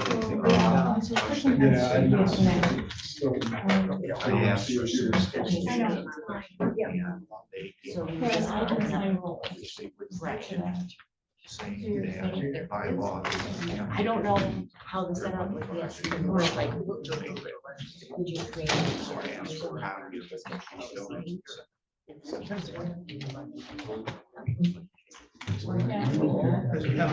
Because they could put it on the front. Exactly. Because all these houses. We wouldn't have a conversation if we were here. Right, but they're gonna want something, they just go.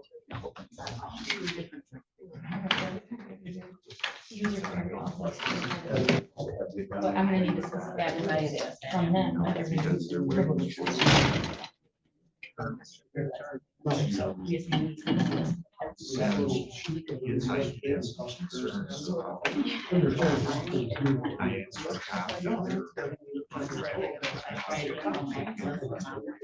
And then So did Are you working ask, on and the I supposed said, to forward? And when I click the Ask forward, that it one. automatically link with this criteria. because the attorney might think so, they're gonna bring it back to the full board to vote on it again.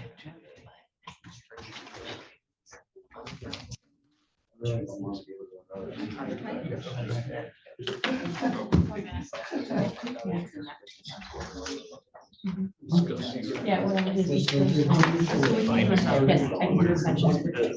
Yeah. I can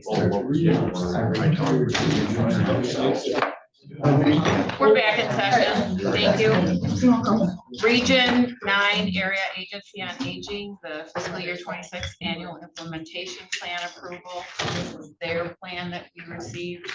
They just need to show that they have given it to us. We have reviewed it. Is anything further on that, April? Nope, I emailed it to all of you, so you had it for a while to look through, and we just have to acknowledge that we received it. Does it have to be in minutes? Yes, you'll have to do a motion to say so. Right. Before you get to that, there's a motion. So can we have a motion to discuss that? I'll make a motion to approve and accept the fiscal year 2026 draft annual implementation plan for the Region 9 Area Agency on Aging. Do I have support? I'll support. Now we have discussion. We do have someone from the audience that has a comment. May I have a copy of it? This is for NEMSCA, not McCullough. No, I know. Oh, okay. But Region 9 Area Agency on Aging is McCullough. Yeah, it is on their website. I can share the link with you, Bill. Right. It's on their website. I'll share the link with you. Okay, Okay, thank you. you're welcome. Was there any discussion? No. So we'll make a motion. All those in favor say yes. Yes. Opposed, no. Motion passes. Full business, the budget adjustment approval. Okay, this, you guys have a summary sheet in front of you. This is for adjusting for overtime for the sheriff's department. We had those 2 open positions in the general fund that weren't being used for the first part of the year, and we had one of them frozen. So taking the savings from the one position and then the savings for the first half of the year for the other one, we were able to, I was able to figure out some overtime increases in the general fund of $20,000. So we could add to that overtime line. And I also had to make adjustments for the Marine grant because we're only receiving $7,000 instead of $8,000 we originally thought, but we actually are only receiving 75% of that 7,000. So I had to reduce our Marine budget revenue for that amount. How much were we getting reimbursed?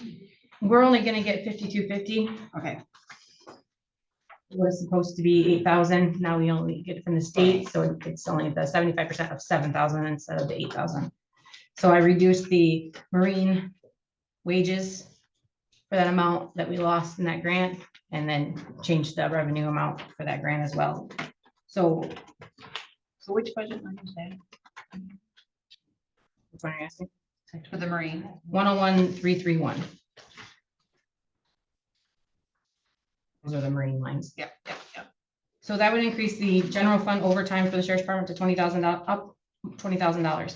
And then with the savings from the position in the sheriff's millage, from the position not being filled for half the year, we do have somebody in there now. I was able to increase the overtime in that budget by $15,000. So that would increase the sheriff's overall overtime by a total of $35,000 for the year. So I just need approval to make those adjustments. What Oh. is the previous change? Sorry, I was just gonna say, we had from the leases and the outfitting of those vehicles. We were over budget on that. So some of the savings that we have from transfers in and from reimbursements that we've received and selling the insurance claims. I took that savings and put it into the fleet leases to cover that overage. How much over are we? We originally budgeted $7,000 in there and it's at, right, I think last time I checked, it was at 13,000 already, so. And then you said the outfitting is in the fleet lease line item? Is that what you said? It was coded into the fleet leases for that. We'll make adjustments at the end of the year for the amounts to go out of different lines, but that's where it is right now. We not have a separate line for typically outfitting. No, we have to. And then the 18K then is just projecting where we're at now. Yeah, it's just putting extra in there to cover for the rest of the year. And how much did we put in? I'm sorry. We only had $7,000 in there originally. Right, okay. We weren't sure when they were gonna be going on and everything. Right. And then there was a transfer in of $34,237.40 to cover the rest of the BSNA cloud conversion. So that was a wash in there. So I just need approval to. What was that transferred from? That was coming in from the ARPA. We had leftover ARPA funds and the interest from the ARPA. Okay.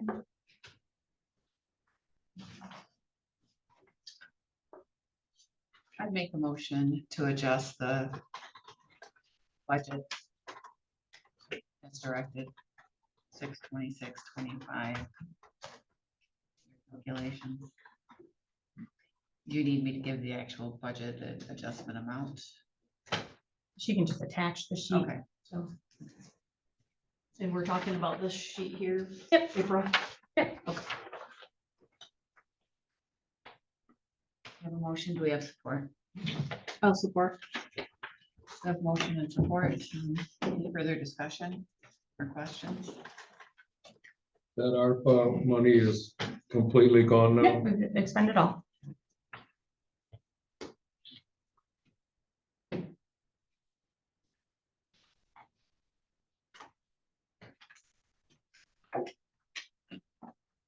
Any other discussion? Roll call, please. DeBrent, Yes. Hamlin. Yes. Peltier, Yes. Hardee's, Yes.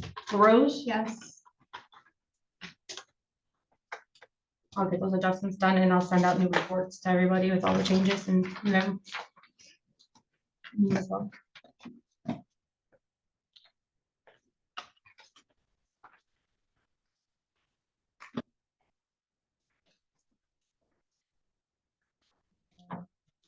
Have the review of the approved updated policies. April has sent us those new forms and everybody has that pack, right? And she just gave us this morning the updated board rules, which is what we're going over.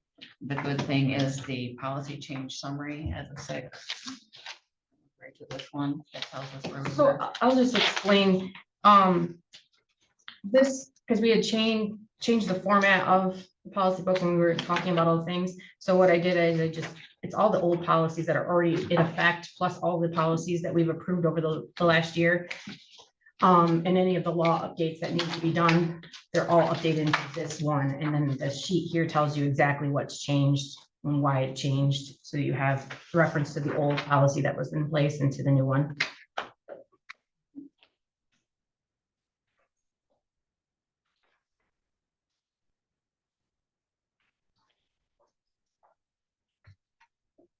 The only thing that I see that maybe we're not quite done with this yet is because when we had the lawyer, and you haven't given your report yet, but there were some recommendations that he had suggested that we look at, like the code of conduct for public officials and handling a formal complaint. And I would assume that they would go into this section. Yes. So I'm not asking for any approval on this today. I was just kind of getting you all in one area so you can look at it and then maybe mark which ones you want to dive into deeper. That way we had an idea, because it was so long ago when we last talked about it. So maybe just looking at this, it gives me an idea of which ones specifically to pull, so we can actually go into them deeper before we send them to the attorney. So it is not about approving anything on these today. It was just to get a complete one with all the changes with PTO and, or, you know, the, And that's what the yellow highlighting is. Yes. What we did there, okay. Yeah, I, just from our last meeting, I was just looking back at some of the comments and discussion, and there were, I know the whole thing's going to the attorney, but I have notes from the discussion where there were specific things we wanted to highlight for the attorney, so I think it would be helpful with the document being sent to the attorney to have that list of specific things, like these are the things we actually want to make sure that you're actually taking a close look at, because I'm sure you'll look at everything, but just to make sure. So I can send you those, because I'm sure you have the list, but. yeah, and I tried to write in the policy, like a note right next to it that review to the attorney. Oh, I can put it on, yeah. do you want Because me to- we already have it to be reviewed and approved. Well, you know, she's kind of put some of this stuff. Some of it in there. So I could we do can- that? Yeah, just tie it in with your spreadsheet, sure. I'm Yeah. just thinking like 3.16, you know, to be reviewed by attorney. Yeah. I saw the couple of those. Maybe if you could add your Add it input in into there, that, and then we sure. could update that. So I could send out the spreadsheet again, like in an Excel format, and maybe it'd be better if I have added a couple columns and we can just check off the ones that you're good with. And then that'll leave me with the ones that we need to review. That might help. Okay. Right, because for example, the ones that he had suggested we add. There was, you know, when I tried to just do a little bit of research on my own, just aren't applicable, you know, they're for different situations, so maybe we need, you know, definitely some input into those that he recommended. Yeah, because just looking through the draft too, there were other things I think that as a board, we still need to talk through, like the credit card policy. You know, I don't know the time and the place. Commissioner Hardy's word is, like, we're gonna do those types of discussions, but there was a proposed policy by the electeds, and then tying that in with what we have and what direction do we want to go. I think just warrants further conversation. Yeah, well, and to discuss the ones that we haven't, that maybe was one of them. I don't have my notes with me on that specifically. But there was another one that we had not addressed in that general either, I believe. In April, you probably have that one that we hadn't addressed in there as well. So if we could get, so if you could go through Yeah. with and combine, work with April or however, put it on this sheet even. Because that's nice, that policy change summary form that you gave us is an excellent way for us to be able to locate it. Yeah, this is. It's a nice comparison of the Yeah. old document to the latest. Yeah, I will work with you on incorporating my comments or the things that I think need some discuss from my perspective.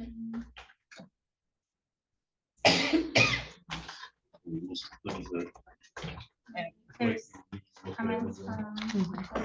Well, in some of this, we might not even, since it is going to the leader, I would suggest that we might have differing opinions and we can get a best practice too. I'm sure we can get a summarization from them as well. Correct? That was the understanding I had. Is there a time frame when you wanna move? No, this is kind of on our, Just keep it's going? kind of, it would be nice Ongoing? if we, it would just be nice if we could get it. I'll add it to the next agenda in case we're ready to talk about anything. Okay. Just so it's on there, so we can kind of keep it fresh in our minds, but to at least be able to pull one each meeting or something to go through would be great. Yeah, Yeah. that's a good idea. Yeah, because we didn't have too many left. Mm-mm. Seems like there's only to end the board rules. So, okay. Any other discussion about the document that we received? The board rules review. April updated this one with the yellow. These were from the previous. And she had highlighted in blue here the changes that we had already. We discussed them, but we didn't approve them. So they were kind of just Right. like your notes that you said that you wanted to be changed in the board rules. So I added it in there for you guys to review and see if you're good with the changing of the wording. And I know Cheryl sent over her sheet, and most of the things she had commented on her sheet are in this Yeah. section too. the timing especially, because we'd come up where it had said, you know, do it on this date, and it would give you 7 days and remove some of those things, so it was accurate. So I think for clarification for Cheryl, we have a version I gave her a copy of it. Yeah, I just got it this Okay. morning. that was different than the one that you're, so maybe like recheck. I guess your. What I'll do too is take her notes, and if I missed wording on it, I'll add it to it and update it and send it out to her to review. That work, Cheryl? Yeah. Okay. Or like flag it if it's, you know, an attorney question. Like the special meeting, I'll add her wording in there. That's like, I'll update that one that she has, for sure. And I already took care of I got rid of that for the Roberts rule instead of the, Oh, okay. I got rid of that already. And I went and found the Roberts rule reading on that and put it in there. It's on page 3. Right, and on page 3 too, to be reviewed by attorney, we already identified those points that we need, you know, that we discussed before, that we wanted clarification of. She's asking about the copy of the rules. I can change that to be available online. That's not a problem at all, because it is online. There is one thing I'd like to bring up today, just make sure it gets into the board rules relating to public comment, because I've received some questions regarding public comment and what's acceptable or not, and specifically if somebody's attending by Zoom, can they comment? And also if they can't attend at all, can they submit a written statement to be read aloud, maybe by the chair? So I asked the attorney on that if we are required to allow public comment online or not, and he said that you're not required to. It is the board's choice on how they want it to be handled. I did reach out to other counties to see how they do it, and on the bottom of like Presque Isle County, they put that you can watch this meeting via Zoom, and they put a disclaimer, this is a viewing platform and public participation will not be recognized on the platform. So if the board wanted to do that, we could add that into a board rule. Okay, we should have a rule one way or the other, Yes. because I think for consistency's sake, I know there has been comments from the public via Zoom, but we decided we don't want that, it just needs to be. We accepted, yeah, during Hiawatha, we did too, because we had people that were down state that I know. I think there We should did be it an during- option where they can, if, you know, if they're not available to come here. Well, it makes it sticky because Yeah. I know it, and we did You get allow like it, 100 we did people. allow it under Hiawatha, well, we had multiple people that were not available. I know, and we did it down. I just think you need to add a rule that you probably don't allow it for a viewing. Because people can chat in there, and if they have a specific question or something, I can always address that question to everybody, and I try to do that whenever I see questions asked on here. But to actually have a public thing, it would probably be best to just put a rule that we're not gonna allow it on. We can say that we will allow presentations that have been prearranged to be online, like, you know, we did with Enterprise or something like that, but we could just say that there will be no public comments online. Yeah, it gets sticky if you are feeding questions, because if somebody has a question that you think is appropriate or not appropriate, and then like it might fall on you that you're picking and choosing. I guess usually it's the reporter who asks me a question and I can answer her question directly. A lot of times I can answer their questions directly through the chat too, so. Or set them out, the 3-minute time limit, that you're only gonna do 5 minutes, first come, first served type of thing too. So You can't, you have to allow everybody, you can't restrict the time at all. I think legally you You can't. If you're gonna allow public comment, they each get 3 minutes, but you can't restrict how many people can do it. So And you then we go have to online. consider also the demographics. So if there's the ADA requirement or military, but how do you know, or, you know, how do we know that with the attendees? Like this person really can't leave their home when they can, or, you know, and so someone raising their hand for a question and then having to figure that out, I think that somehow needs to get addressed through our policies. And making sure, and if April is the one looking, what if she misses one? Yeah. You know, what if she's not always looking at the screen? Or have somebody designated to do that. So I think, yeah, we can maybe just continue brainstorming on that, but I have gotten questions on that, and so I don't know, you know, we said we would talk about it at some point, I just don't. Well, know at that's, this point. no, that's okay, because if anybody has any other questions, I was gonna take us to 4.1 because we've been discussing, and this was something that came up. Two, with the question, the complaint that we had received from the county. And one of the things was, we could address some of that there, but we talked about the order of business and our agenda layout. So at 4.1, and this was kind of, April and I pulled quite a few agendas from some different counties. And we kind of looked at them and I shared some of them. Some of them I just, we just started to look at Monday. But it talks about the order, and I did talk pretty extensively to a couple of the commissioners from other counties, how they felt theirs flowed and how it worked. And you're gonna get mixed reviews. But this was, if you wanted to look at the blue items, these were some suggestions. And one is, it would look all the same till like 7 and limited public comment, but instead it would be for everything. Because we've had people say, we can't wait till the end, and sometimes people want to talk on the agenda and other things, so we can do. So a lot of places do one, a couple counties do one, so that it encompasses all those people, or we keep them separated. Then going to like the special presentations. On the talk about public comment, and the reason, when I was talking to Mary, I said the nice thing is we put one public comment at the beginning. It gives the board an opportunity to respond to any of those public comments. Because at the end of the meeting, you can't really sometimes answer those questions because it's the end of the meeting and then it's adjourned. But maybe some of those things that are brought up in public comment could be addressed in reports at some point down below in the agenda. That's true. That would be a change. Right. On that limited public comment. Would be for We everything. would be answering questions that they bring up. You don't have to, but it's a potential. I'm thinking of some of our questions that we've had with McCoa and Zach. I think the idea would be that later in the discussion of the board, you could answer the questions that were brought up. Because I think you'd have to be careful in answering questions during public comment, because if you answer this person but not that person, you may get into issues. So I think we have to be careful of answering it at that moment. But I think April's point is it can be incorporated into the discussion throughout the rest of the meeting as it makes sense. I think is what the idea would be. Because item number 12 has discussion items, so that could be when you. Could be something there.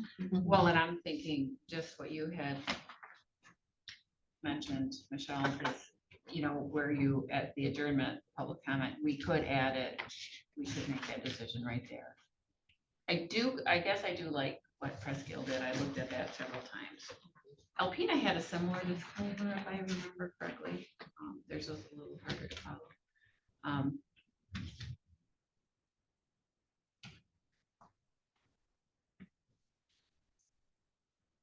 It does just say this is a viewing platform and public participation will not be recognized on that platform.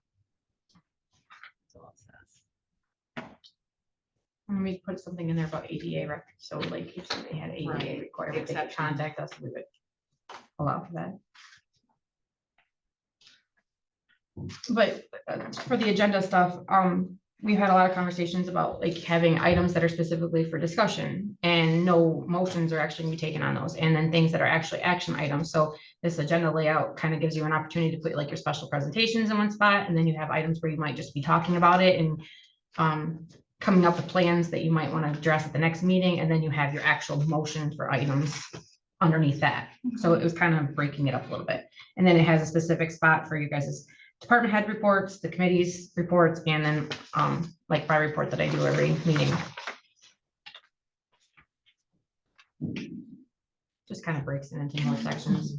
Well, I like that discussion item section and the unfinished and determining which ones are action items and which ones are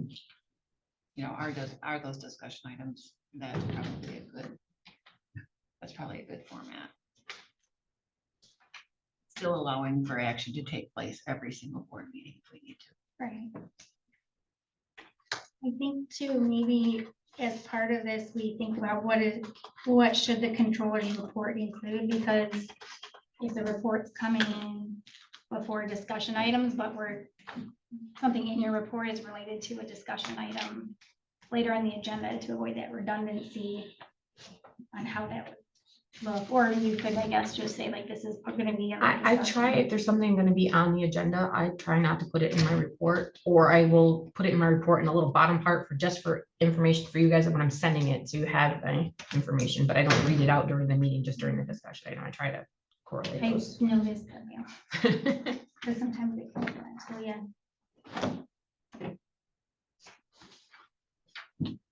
This flow makes sense to me. I appreciate you taking the time, Mary, to ask around and look at what other people are doing.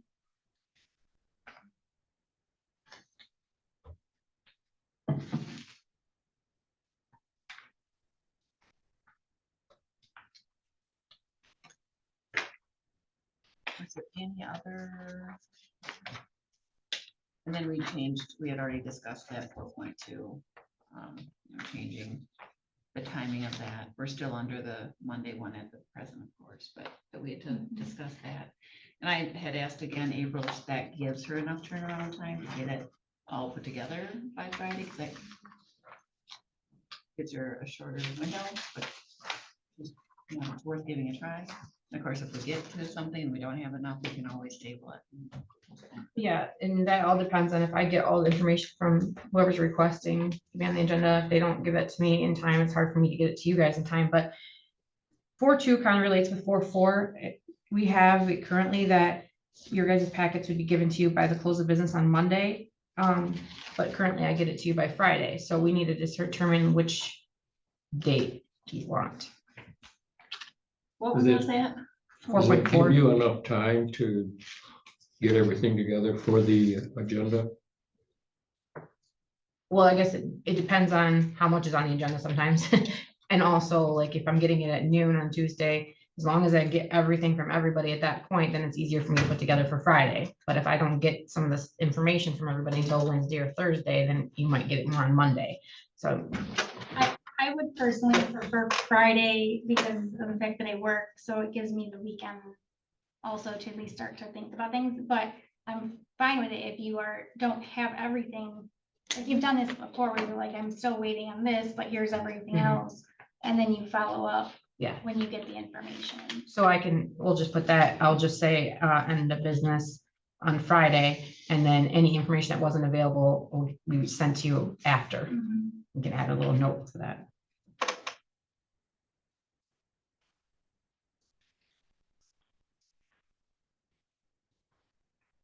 I just have a question. Why set a deadline of Tuesday at noon if you're gonna allow people to still submit things? To me, if the deadline's Tuesday at noon and you don't have your documents in, then you're gonna be on the agenda in 2 weeks.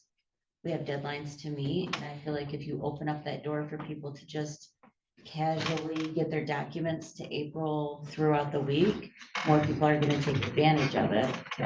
You're requesting to be on the agenda. They should have it. They I should, was and thinking your more like deadline external is. things, like the audit report came in later because April had comments on it and she didn't get the version. Yeah, I was thinking more understand like something that. internal, absolutely, something like that could happen, but What you're for the saying, public, I think if their stuff's not in by Tuesday at noon, okay, well, you're gonna be on the agenda in 2 weeks then. Yeah, that makes So- sense. I would like, I guess the question is, we make the agenda up usually, it's usually approved by the end of the day, Wednesday, after we've gone through everything that we received. I guess if somebody emails me a request to be on the agenda, they usually just email me the items that they want to be on the agenda, but there's nothing attached to it.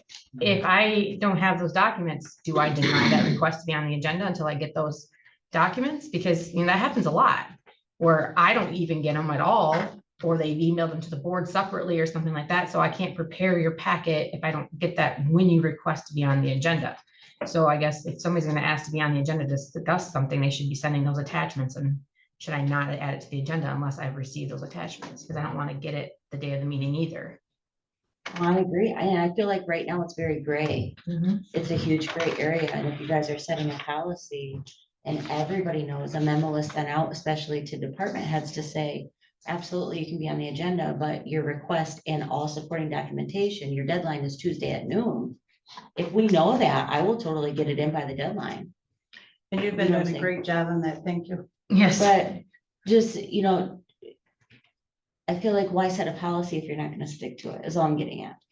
I just don't want to catch flack if I don't add an agenda and they said they request it, but if I don't have supporting documentation and we get to Wednesday to put our agenda together, I won't put it on the agenda then. Yeah, because if you had the saying, information, yeah. but not all the information was just the request and it's on the agenda, then we don't get the information and we're gonna be tabling a lot A lot. of things because they're already on the agenda. Mhm. So that makes sense.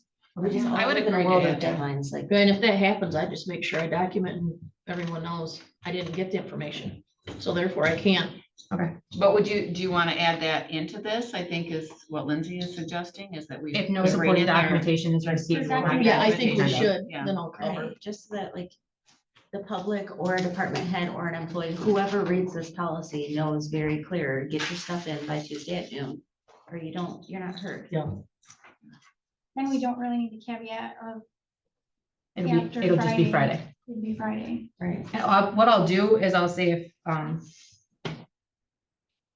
any info not available internal, or, I'll just say it will be sent separately, like, like if we get a report later from something, like the audit, like we have to have approvals for certain things, I guess.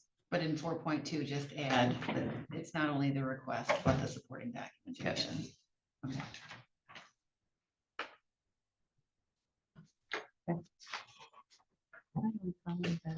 Several places that do presentations that they do it so far in advance, like 2 or 3 months in advance for the date.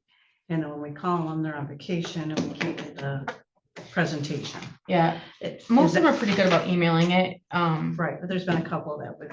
But like annual reports, like if somebody's gonna come and hand you an annual report and actually go over it with you, like I don't request that always ahead of time because they might be in the process of printing it. They know they're gonna have it and they're gonna go over the full thing with you at the meeting. You're not approving anything. I think it should be more like items that you're gonna have to approve, an action item. Right. If it's just a presentation on something, then that's it can be a little bit. Is it Tuesday? Tuesday at noon. Yeah, Tuesday.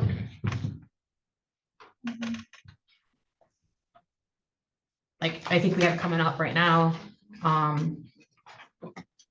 Steve Curry, Matt is gonna be coming for a presentation. Now, he's gonna come, probably would have some information that Matt's been working on and hand it to you guys. Usually they're pretty good about sending it to me ahead of time, but sometimes, he's coming in with a printout of things. But there's nothing you're approving, it's just information.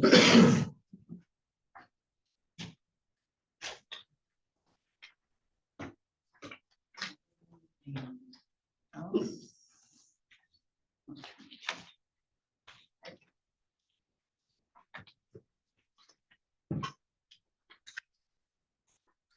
That's everything on the board rules. So from the notes that we had just today, and then I can add the wording about ADA and Zoom participation to it. I will put it all back together and also Cheryl's notes that she had that were already included. And then send it to you guys for review. And Michelle said she'll get a hold of you regarding other. Okay.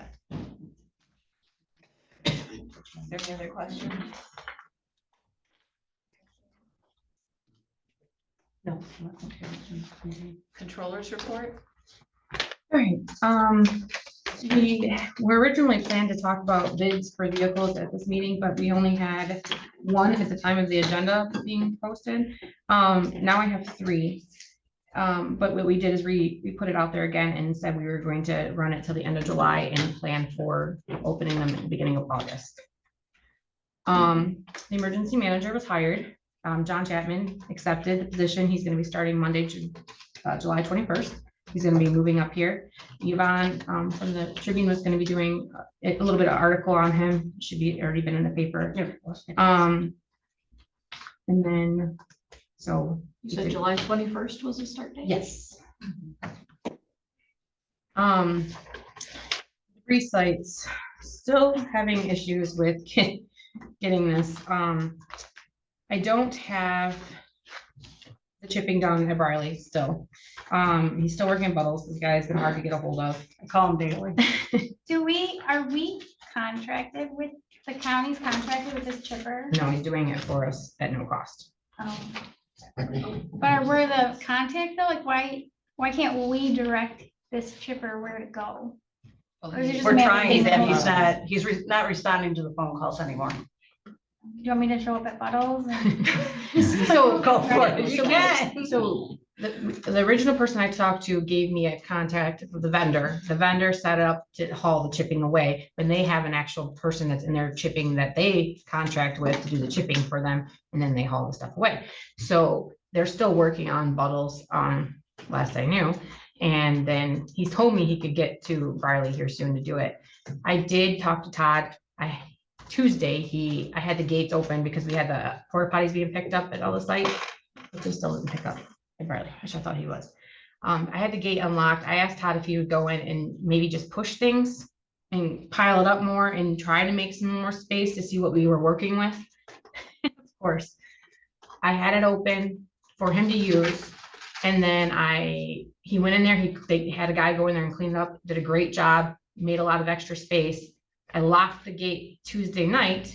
I went to work Wednesday morning and somebody had broken into it, opened the gates wide open and took 4 big truck, like I'm talking dump trucks of loads and just spread it. Like just made a mess of it again, so. And I don't know, I mean, they broke into it and dumped all the stuff in there, so I'll have to ask if they can go in there and clean it up again for me, but yeah, just having a little bit of issues with that. Well, we had this, do you want to talk about the discussion we had about maybe talking to, Todd is the. Yeah, Mary and I talked about, maybe there's something we could talk with the road commission about chipping ourselves, like if there's a way that the road commission will too, if we had to purchase equipment or had manpower to do it, or if he had ideas. So I'm gonna reach out to Todd and try to brainstorm with him some options if he could help me out and try and figure something out. We did not get any information from the state about other sites to use, and I haven't received any options for other sites that people are willing to volunteer to use from the townships or anything like that either. Can we put something out to bid to try to get chippers? Like even if maybe somebody would come somewhere from outside the area. Yeah, we can get costs and see what it is. We try to do that. See if somebody. That's what we had wondered. I think I just can't stress enough, just I hear it from my constituents and listen a lot about the concern with the debris, not having a place to take it. A lot of people still have a lot of cleanup to do. And then concern with, now we're getting into fireworks season and like, can we not sell fireworks, please? I just want my husband know. So I know there's a lot of concern about it. So anything we can do to push, and I know you are like calling daily and like whatever we can do to keep. I can pushing give on you the his number. state. Maybe if it's a different number, you might answer it if you And want. I'll show up there in a mile, and swing by my way home, see if anyone's there chipping. Well, and because to do bids for chipping, we might get people of different abilities. Yeah. They have to be bonded and have all of those insurance things on their own with those contractors for sure when they're using those chippers. Company that's doing all the pickup on the road for Presque Isle, they must have somebody with a tub grinder that they have in mind and lined up. I don't know. Now We some can were from, contact them and see. who Like they I have to. companies that came in during the storm, and one of those companies is contracted with ING, but it's not gonna be a cheap price, I'll tell you that much. They were not cheap at all. Is that, if we were to hire a chipper, is that reimbursable? Yeah, With our- when and if we Yeah, receive receive money. Right, okay. Yeah. We'd still have to upfront. well, we had even talked about maybe even bringing in contract chippers to help this individual get caught up. And then if we have the one site open, maybe then the one we have can help with that one site. Just It's overwhelming at this point. It's probably what we're facing, but yeah. And I'm not even sure that after the issues that we've had, I can't guarantee that the site that we volunteered, wants to continue, so, Well, exactly. we're back to probably looking for a site. And that's a big problem. Is that a for sure thing, or you don't know?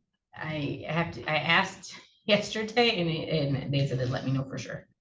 Yeah, just because the gate being wide open and somebody going in there again, it's just, people are disrespectful. And it's not everybody, there's lots of appreciative people, I'm not saying that, but it's the few that don't give a crap that ruin it for everybody else. And that sucks. Just because that's a liability too, like them coming in there any time of the day or whatever. And Right. breaking down.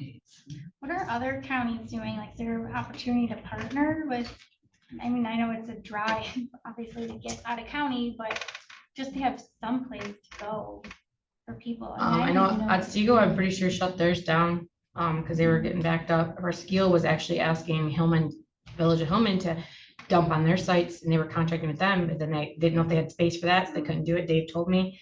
And then I know Sheboygan, their road commission was doing it, but it was costing them a fortune. They weren't gonna be able to keep up, so everybody's struggling with this part of it right now. And they don't have the manpower. Nobody has the manpower like through road commission to just designate people to chip. I don't know where they're taking it from in Lewiston, but I know that they're cleaning up, like say down the sides of Buttle Road and all that. One day you go down there and everything's chopped down. The next day you go down and it's all picked up and it's like, where are you guys taking this to? The ING people, those big black trucks.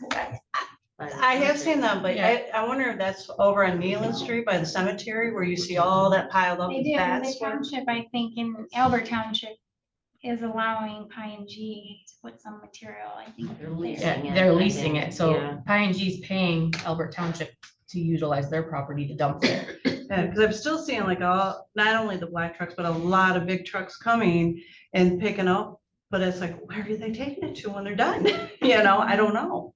So I should I think follow 'em. part of the agreement with ING is that these companies that are in here, they're going and cutting and cleaning it all up and dumping it at these places, but then they're coming back to those places, chipping and then hauling it. Like that's part of the whole contract. Okay. So they're just basically a holding place for them to dump it all while they're cleaning, and then their people are coming back in, In shipping. the and hauling. contractor or whatever to. Because if you notice Whoever back is behind the taking MDAR building here in Atlanta, you'll see it stacked up in really neat piles. That's because they're doing all the cleanup and then they come back and they chip and haul. Is everybody comfortable with putting out to see if we can get more? Yeah, or you can estimate for somebody to contract to do that. Try to get the process started for getting reimbursed on that if it's available. We're not gonna get reimbursed anytime soon, because they're still waiting on the public assistance declaration to get denied and appeal or whatever they have to do next. So then it goes back to that whole state reimbursement of up to $250,000. So each place gets $250,000, yeah. And that means every entity, like townships can actually get that money too, but we have to go through the whole process of all the declarations before it comes back to that part. So even if they go back to public assistance of the $250,000, that money could take up to 6 months to even get back paid. And you have to document everything that you're doing, so. Maybe a request for bids could encourage partnerships where it's no or lower cost to the county, like, can this material be used by people that are willing to use it? And then so you can ship it and sell it and, in some way that helps the costs that the county would have to incur. I mean, all honesty, if we had some kind of manpower, the road commission and the county could purchase a big chipper for the road commission to have and behind it, like that, then you could go to these sites and chip and then have people come and pick up the mulch. But you're probably gonna pay that same cost for a contractor as you would if you bought the equipment, but it's about manpower running it too. I wonder, and this might not even work, but how about getting a hold of companies that sell mulch? That's who we're And currently, possibly, so the vendor we're working with, Yeah. they do mulch and composting and for fuel sources. So that's what they're hauling it downstate stuff for and giving it to these companies for that purpose. And there was, they're stretched all over the 12 counties. Right. I'm sure. If you notice, we utilize the chipping of the mulch out front here for the courthouse, from the state. That's what kind of chipper you're talking about buying, because there's a pretty wide variation in You're gonna run a sizes and grinder, not a capabilities. chipper, Yeah, it has and to you be a- got about has to be a tough $600,000. Yeah, Well, that would have to be a road commission decision. That wouldn't be ours. yeah, they're Then At I'll least quote one? Budget him. Yeah. paid a lot cheaper to pay But then somebody it's to do qual- it than to actually just purchase one, I would think. But then it's the qualified personnel to run it. Okay, I will do some research on it. The next thing on my report is the CDBG urgent needs grant. That was for the generators and the food pantry, the 200,000 for the food pantry and 72,000 for the generators. I have the grant completed to be signed by Mary. But in order to do so, I just need, there's a resolution that has to be approved. This is part of the grant process. It's to authorizing the urgent needs grant application and the designated signer, which will be Mary. So I would need the board to approve a motion on this resolution so that I can have her sign this and get this submitted into MPC today. And we apply for this. There's guidelines on how the generators work. Our new EM would have to work out a program on how he chooses who gets those generators. Obviously, it's not a huge industrial one. It's not gonna run a gas station. It's gonna be smaller ones, but it's gonna be the ones who, like essential businesses during the storm kind of thing. Actually, these are already prepackaged From Home Depot. size from Home Depot, from the state. So you don't get to pick and choose what you get. This is the package that they will provide to so many up to that. So these are 72,000. permanent or portable? No, they're permanent. Permanent, they're all permanent. Yeah, they're all permanent. Are these ones that would be hardwired into the Yeah. business then? Yeah. Okay. And then, But like April said, there was a list. It's not gonna run a gas station again. It's mainly the size. Like a township, Like like a our township hall? shelters. To run the freezers and. Our food pantries. that Township need- halls? Yeah. Township halls, any warming shelters, Senior any essential businesses that stayed open extended hours for like, keeping those basic things running for them. Sheriffs. So we want, I was just gonna say, so we're applying for it, but we don't get to Yeah. dictate what they give us. got it. And then you said that the emergency manager would have to have a program on how to. Like, that was one of my thoughts, is like, what's the process on figuring these locations out? So the emergency manager. It's all laid out in this grant program. They specified how they want you to kind of choose it. Process. And then he would have to, basically, if we get the grant, they would approve how you're gonna do the process. Like, they're gonna Just have to oversee how you implement do it. it. You'll have to show them how you wanna do it. For the food pantry money, there's gotta be some clarification on that, because I know we get $200,000 for Montmorency County for food pantry. And I think there's some confusion, because it sounded like when I talked to the lady from the food bank, she kind of implied that the money was all going to the Eastern Food Bank. But from what I heard in the program, it was gonna be kind of a reimbursable thing, like all of our little pantries that helped out during the thing, they could go and buy supplies for the things and then submit it for reimbursement, and we give them money for that. So I don't think it goes to one entity. I think it can go to all the places in the community, but again, don't have the details on that yet either. Yeah.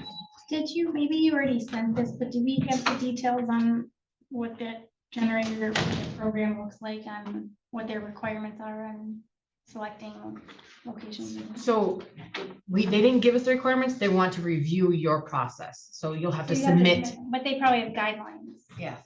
Yeah, it's Yeah. very, It's kind of broad. It's Okay. like so many entities from each. I don't have anything in writing. It was a PowerPoint presentation that they did, Oh, okay. that they talked about. So I don't have the actual, like a written guideline for you. You Just still a have note. access to that PowerPoint? No, I never did send it to you. It was more discussion than it was Yeah, it was in actual. April. It was the end of April. Yeah. Was it not? Yeah, So this is for the application. To request. If it's awarded, then there'd be a grant agreement that we would be reviewing.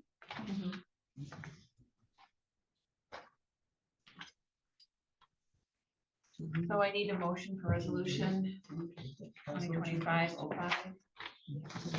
want me to read the resolution? Yeah. Resolution authorizing the Community Development Block Grant Urgent Needs Grant application and designated signer. at the meeting, obviously the same things in the beginning. Whereas the Michigan Strategic Fund has invited units of general local government to apply for its 2025 CDBG Urgent Needs Program in response to the severe ice storm that occurred in northern Michigan on March 28th through March 30th, 2025. And whereas the county of Montmorency desires to request $272,000 in CDBG funds as part of this 2025 CDBG Urgent Need Program to address the emergency needs related to the 2025 ice storm. And whereas the proposed project is consistent with the CDBG Urgent Need application, now therefore be it resolved that the county of Montmorency hereby designates the Board of Commissioner Chair as the environmental review certifying officer, the person authorized to certify the Michigan CDBG application, the person authorized to sign the grant agreement and payment request, and the person authorized to execute any additional documents required to carry out and complete the grant. Can I get a motion? I'll make a motion that we accept the resolution 2025-05. I have a motion. Do I have a support? I'll support. I have a motion and support. Can you remind me, I'm sorry, where did the 272,000 number come from? $72,000 for grants, $200,000 for generators, $200,000 for the food pantry stuff. And how did those numbers? That's what they assigned to you. That's what they, okay. So 72. Every county got $72,000. Montmorency got an additional $200,000 for food pantry.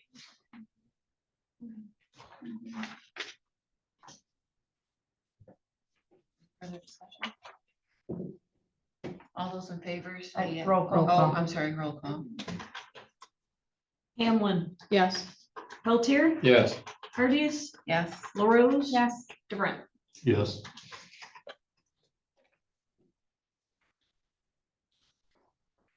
You'll send it to the signature or? Yeah, I'll give you, sign the grant. I already talked about the Marine grant. The security meeting got canceled. The MERS 457 HCSP information sent out to all the employees so they can get enrolled. And then I already talked about the budget being updated. The last thing on my report to talk about was the response from our attorney for the formal complaint. He gave us some options for getting the, updating some of our policies in our book. Attached in your packet is a couple of policies for you guys to review. And I can put them on the next agenda to go over them, but I just want to give you time, a couple weeks to go through them and figure out which one you'd like better to update our policies with. He also mentioned that we should consider implementing a process to raise and address operational concerns outside of public meetings or even a designated place for commissioners to provide public comment. We add in the board rules or at the bottom of a new policy, just let me know how you want to proceed in that for the next meeting. And then if you're okay with me answering the complaint. I spoke to the attorney and he said that she would typically in this process, she would provide a response to the complainant. So Yeah, I'll just ask I Sarah to think do that's that just then. part of their process. So you said they did? She said that's what they normally do. Okay. That they put together a response and send it, because they kind of take, because this is attorney-client privilege, but they kind of take bits and pieces to put that into a response. And then it's just like their normal process to do that, so. So you're okay with me asking Sarah to continue, move forward with that? Okay.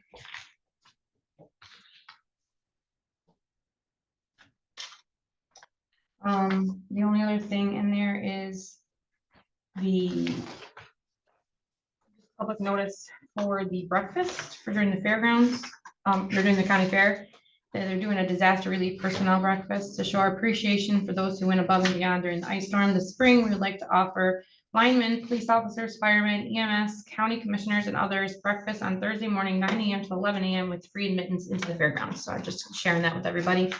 And then there's a couple of resolutions that were shared with us that I will put on templates and share with you guys for review, and you can let me know if you want to. You have a Address date them. on that? It'd be Thursday of the fair. I don't know, is it Don't the have a last date. week in Week July? of the 24th. July 24th, I believe. Oh, July? Yeah. Yep, July 24th. I have a couple things, on the MERS 457. If you don't mind, just send a reminder email since it's like a now or never type of Yeah, thing. I went through all the ones we have, and so I have a list of who didn't already respond, and I plan on sending an email out to any ones that haven't done it yet. So just one of the things. And then I was just curious if we've gotten the after action review report. Have not seen it yet. I was gonna say, yeah, can we shoot a question? To Andrew? Yeah, ask him when we can expect that.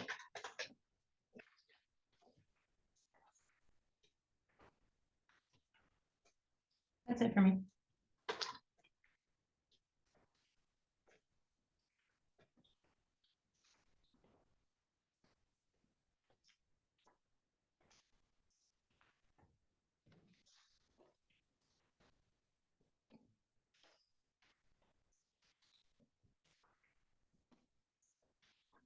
Standing committees, Bob? It's the landfill and pretty much the same thing as it is every time. Nothing new to report. The lagoon levels are good and the same amount of tonnage coming in and pretty much things are going good. There's nothing really to report on.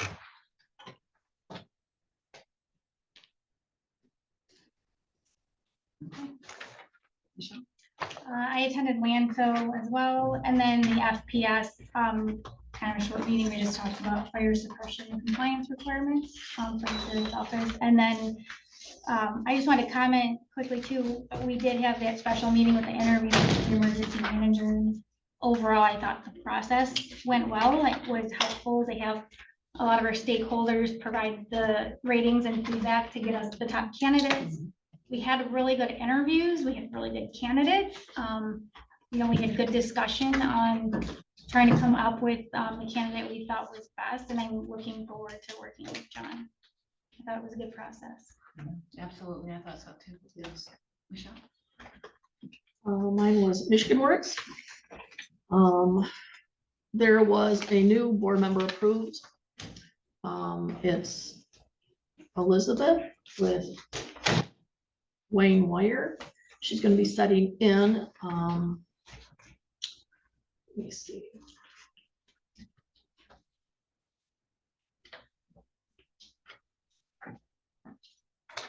So she will be a new member starting, I believe next month, will be on the board. That was approved. Also, from July of last year to the end of May, jobs that were filled with assistance from Michigan Works, 3,252. Total customers helped by the service center, 20,848 individuals. Employers served, these are unduplicated, 1,207 employers. That's pretty much it. Lloyd? I have nothing. I had a DHD4 meeting, and there was a lot of things to cover in that. Basically, there was an egregious error, and I'm going to read it because I had to write it down, that took place for the District 4 Health Department. They are experiencing an unfortunate budgetary shortfall for multiple reasons. One of them was the clawback from the ARPA funds that were rescinded earlier in the year, and I think I had mentioned those. And the health director has identified it as a triple threat, that being one, the COVID-19 clawback. There's a lot of uncertainty about the October 2025 budget. In fact, usually we have the budget figures now for what they can plan on, and they've been told at this point, possibly September, they have we have an October fiscal period. So there's a lot of funding questions there for them. And the third was related to gross misconduct that took place from 2024 to April of 2025 when it was caught. It's currently under investigation, and unfortunately, at this point, it has resulted in layoffs. We do have a new financial director now in place. And Denise continues to work with the state partners to help minimize further impact. She has gotten some okay that there is going to be some monies that we can be reclaiming, but it's a process to do that. There's a new environment health director, Steve Horton, and a new financial director, and her name is Michelle Konwinski. And that, the other thing from the health department is, I'll just bring this forward because we've talked about at the state level, the sewage and the, the bill that they have in place that they wanted to make mandatory for everybody every 5 years. Septic That- tanks. Yeah. And actually, Presque Township did do an agreement and it is passed, so we had to do a recommendation for that. So we do have one area that is now requiring that at time of transfer, so anytime a property is being sold, they are going to do that sewage inspection during It can build be and all quite of that. costly. They have no idea what that will look like as far as manpower, and of course, the health department doesn't have a ton of environmental health workers to do those with. And of course, that doesn't come with, Maybe with no money behind it. and we have no money behind it, so, but that was put in place, and then I had the FPS.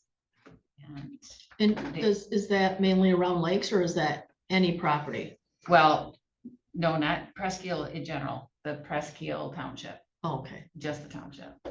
but that may affect us eventually. Well, townships can choose it or not. I mean, the individuals can do it. And I'm gonna tell you exactly who it is because Presque Township Presque, approve that? Is that? the intergovernmental, yeah, it's Presque Township. And that's out by Grand Lake in that area, yeah. That they passed that. They passed that ordinance. And of course, it has ripple effects to the health department because Yeah. they have to manage. those. And that is it. Public comment?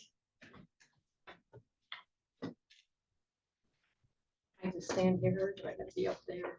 I gotta be up there. Yeah, they want you to be up there. My name is Stacy Carroll and I am a former or reformed county commissioner. I want to thank each and every one of you for stepping up to serve our county. I have a couple concerns. But I have to give a little history before I get to the concern. In 2009 or 10, we had a county administrator. His name was Bob Goodall. Some of you may remember, some of you may not. At that time, the county was in a situation where, as we always are, we don't have any money. We're scraping and trying to pull money together. We added on to the courthouse. We had the health department here. The health department left. So now we have to pay for that building and the maintenance of that building. And so there was major cuts happening. People were being laid off. It was terrible, horrible. So the County Board of Commissioners at that time made a decision, a very tough decision, to eliminate that position. And by doing that, they also decided that they would no longer take benefits, because at one time we received benefits to be a commissioner. They decided they would take a per diem and they would take mileage. So that was awesome. That helped the budget. It was a great thing. We tooled along and things happened. And in 2016, our board chair at that time, who was also on the finance committee, came to us and made a recommendation. He asked if we could hire a part-time person to help us as commissioners to do our job, because it was our job as commissioners to do the budget, to set policies. You know, I don't have to tell you what your job is. You know, you sworn an oath to do your job. So he came to us and he asked, and we hemmed and hawed and talked and talked. So finally it was decided that, okay, we will hire a part-time, no benefit person to help with the budget, just the budget. And we have $10,000 and we're only going to spend $10,000. And when that 10,000 is gone, it's gone. So took a vote, 3 out of the 5 of us said, okay, we'll do it. So now that you have that history, here's my question. How did this county go from a part-time? Am I done? She can have my 3 minutes. You can't share minutes. I can extend it if I choose. Okay. Yes, you may. Okay, thank you.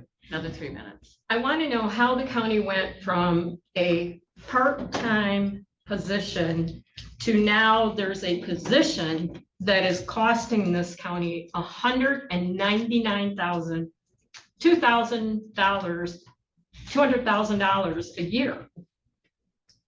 I don't understand. I know, because I was a commissioner, I know what our tax base is, I know where we're at, I know how the spec, we're always scrimping. We're always trying to better do what we do to save money.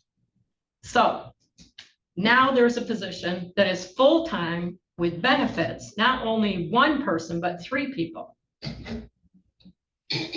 There's no board secretary anymore. The board secretary in the past, when they got rid of Mr. Goodall, they had a board secretary. She was in charge of doing the minutes, scheduling meetings, doing agendas, getting board packets out, all that kind of stuff. So I don't understand why a county that is our size is spending that kind of money for a controller when it's the responsibility of the departments and the commissioners to do that job. It's a concern. And I just wanted to put it out there so that you guys, maybe the 5 of you can sit down and have a discussion. And is this a good thing for the county? Is it a great thing? Is it a bad thing? Is it a budgetary thing that, you're looking at, doing stuff for cop cars, you're looking at different things that are gonna cost the county. So I'm just asking you to think about it, just think about it. And my other question or concern is the opioid settlement. I worked very hard on that before I retired. I would like to know what year that was finally granted and what the amount of the grant was. I don't need the answer today, whenever, but I would like, and I'd also like a line item of income and expense on that particular, on 284. Thank you. You can ask the controller for that information on the opioid. All right. It's all there. I think it's on our website, isn't it? It's on our website. My only public comment is, so we implemented the BSNA payments. It's going along great. We got our fancy new chip readers yesterday. It's just a public comment for the public to know that as of June 30th, our current credit card system will be going down at midnight, and then BSNA payments will be going live July 1st at 10 a.m. So there's an hour-and-a-half break there in the morning. I apologize. It's just how we're doing the transition. You can't be receiving 2 payments or payments from 2 different companies. So just so the public is aware that your departments might be down for a couple hours in the morning. It's going to be a bit of a process to get them up and running, but bear with us. It's going to be a better process for the public. And what day is that? July 1st? July 1st, we go live. Yep. Public comment?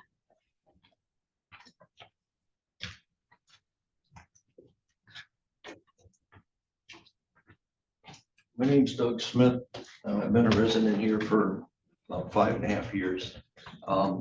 My comment with the situation that's going on with the fire load and the systems and everything that's up here. Has anything ever been implemented as far as an evacuation plan from the counties to the departments? All Tri-Township, Lewiston, Hillman, all the fire departments, because with the cost savings of not brining the roads, a lot of the roads up here are dirt in a dry season. 489 for particular, if there's 2 vehicles passing, you can't see the next vehicle in front of you, especially one coming at you. So I think that other than the fire departments and the police service and the special services, they should be able to go out any way they want on the roads. But if there is a disaster that happens up here, there has to be, should be something implemented. And I know that's gonna probably be done when the new emergency manager is hired on. But I don't think we should wait until that time. And it would be something as simple as putting it out to the townships and saying, hey, one person or whatever, come up with a map designed for all these back roads and then pass them out, put them in the hardware stores or whatever, in the public buildings and this and that. That's all I have to say. Thank you. Public comment?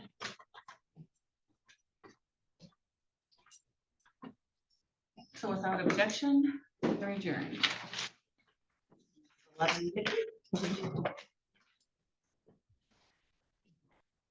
I just needed to sign this one. I hear, hold on just. Yes.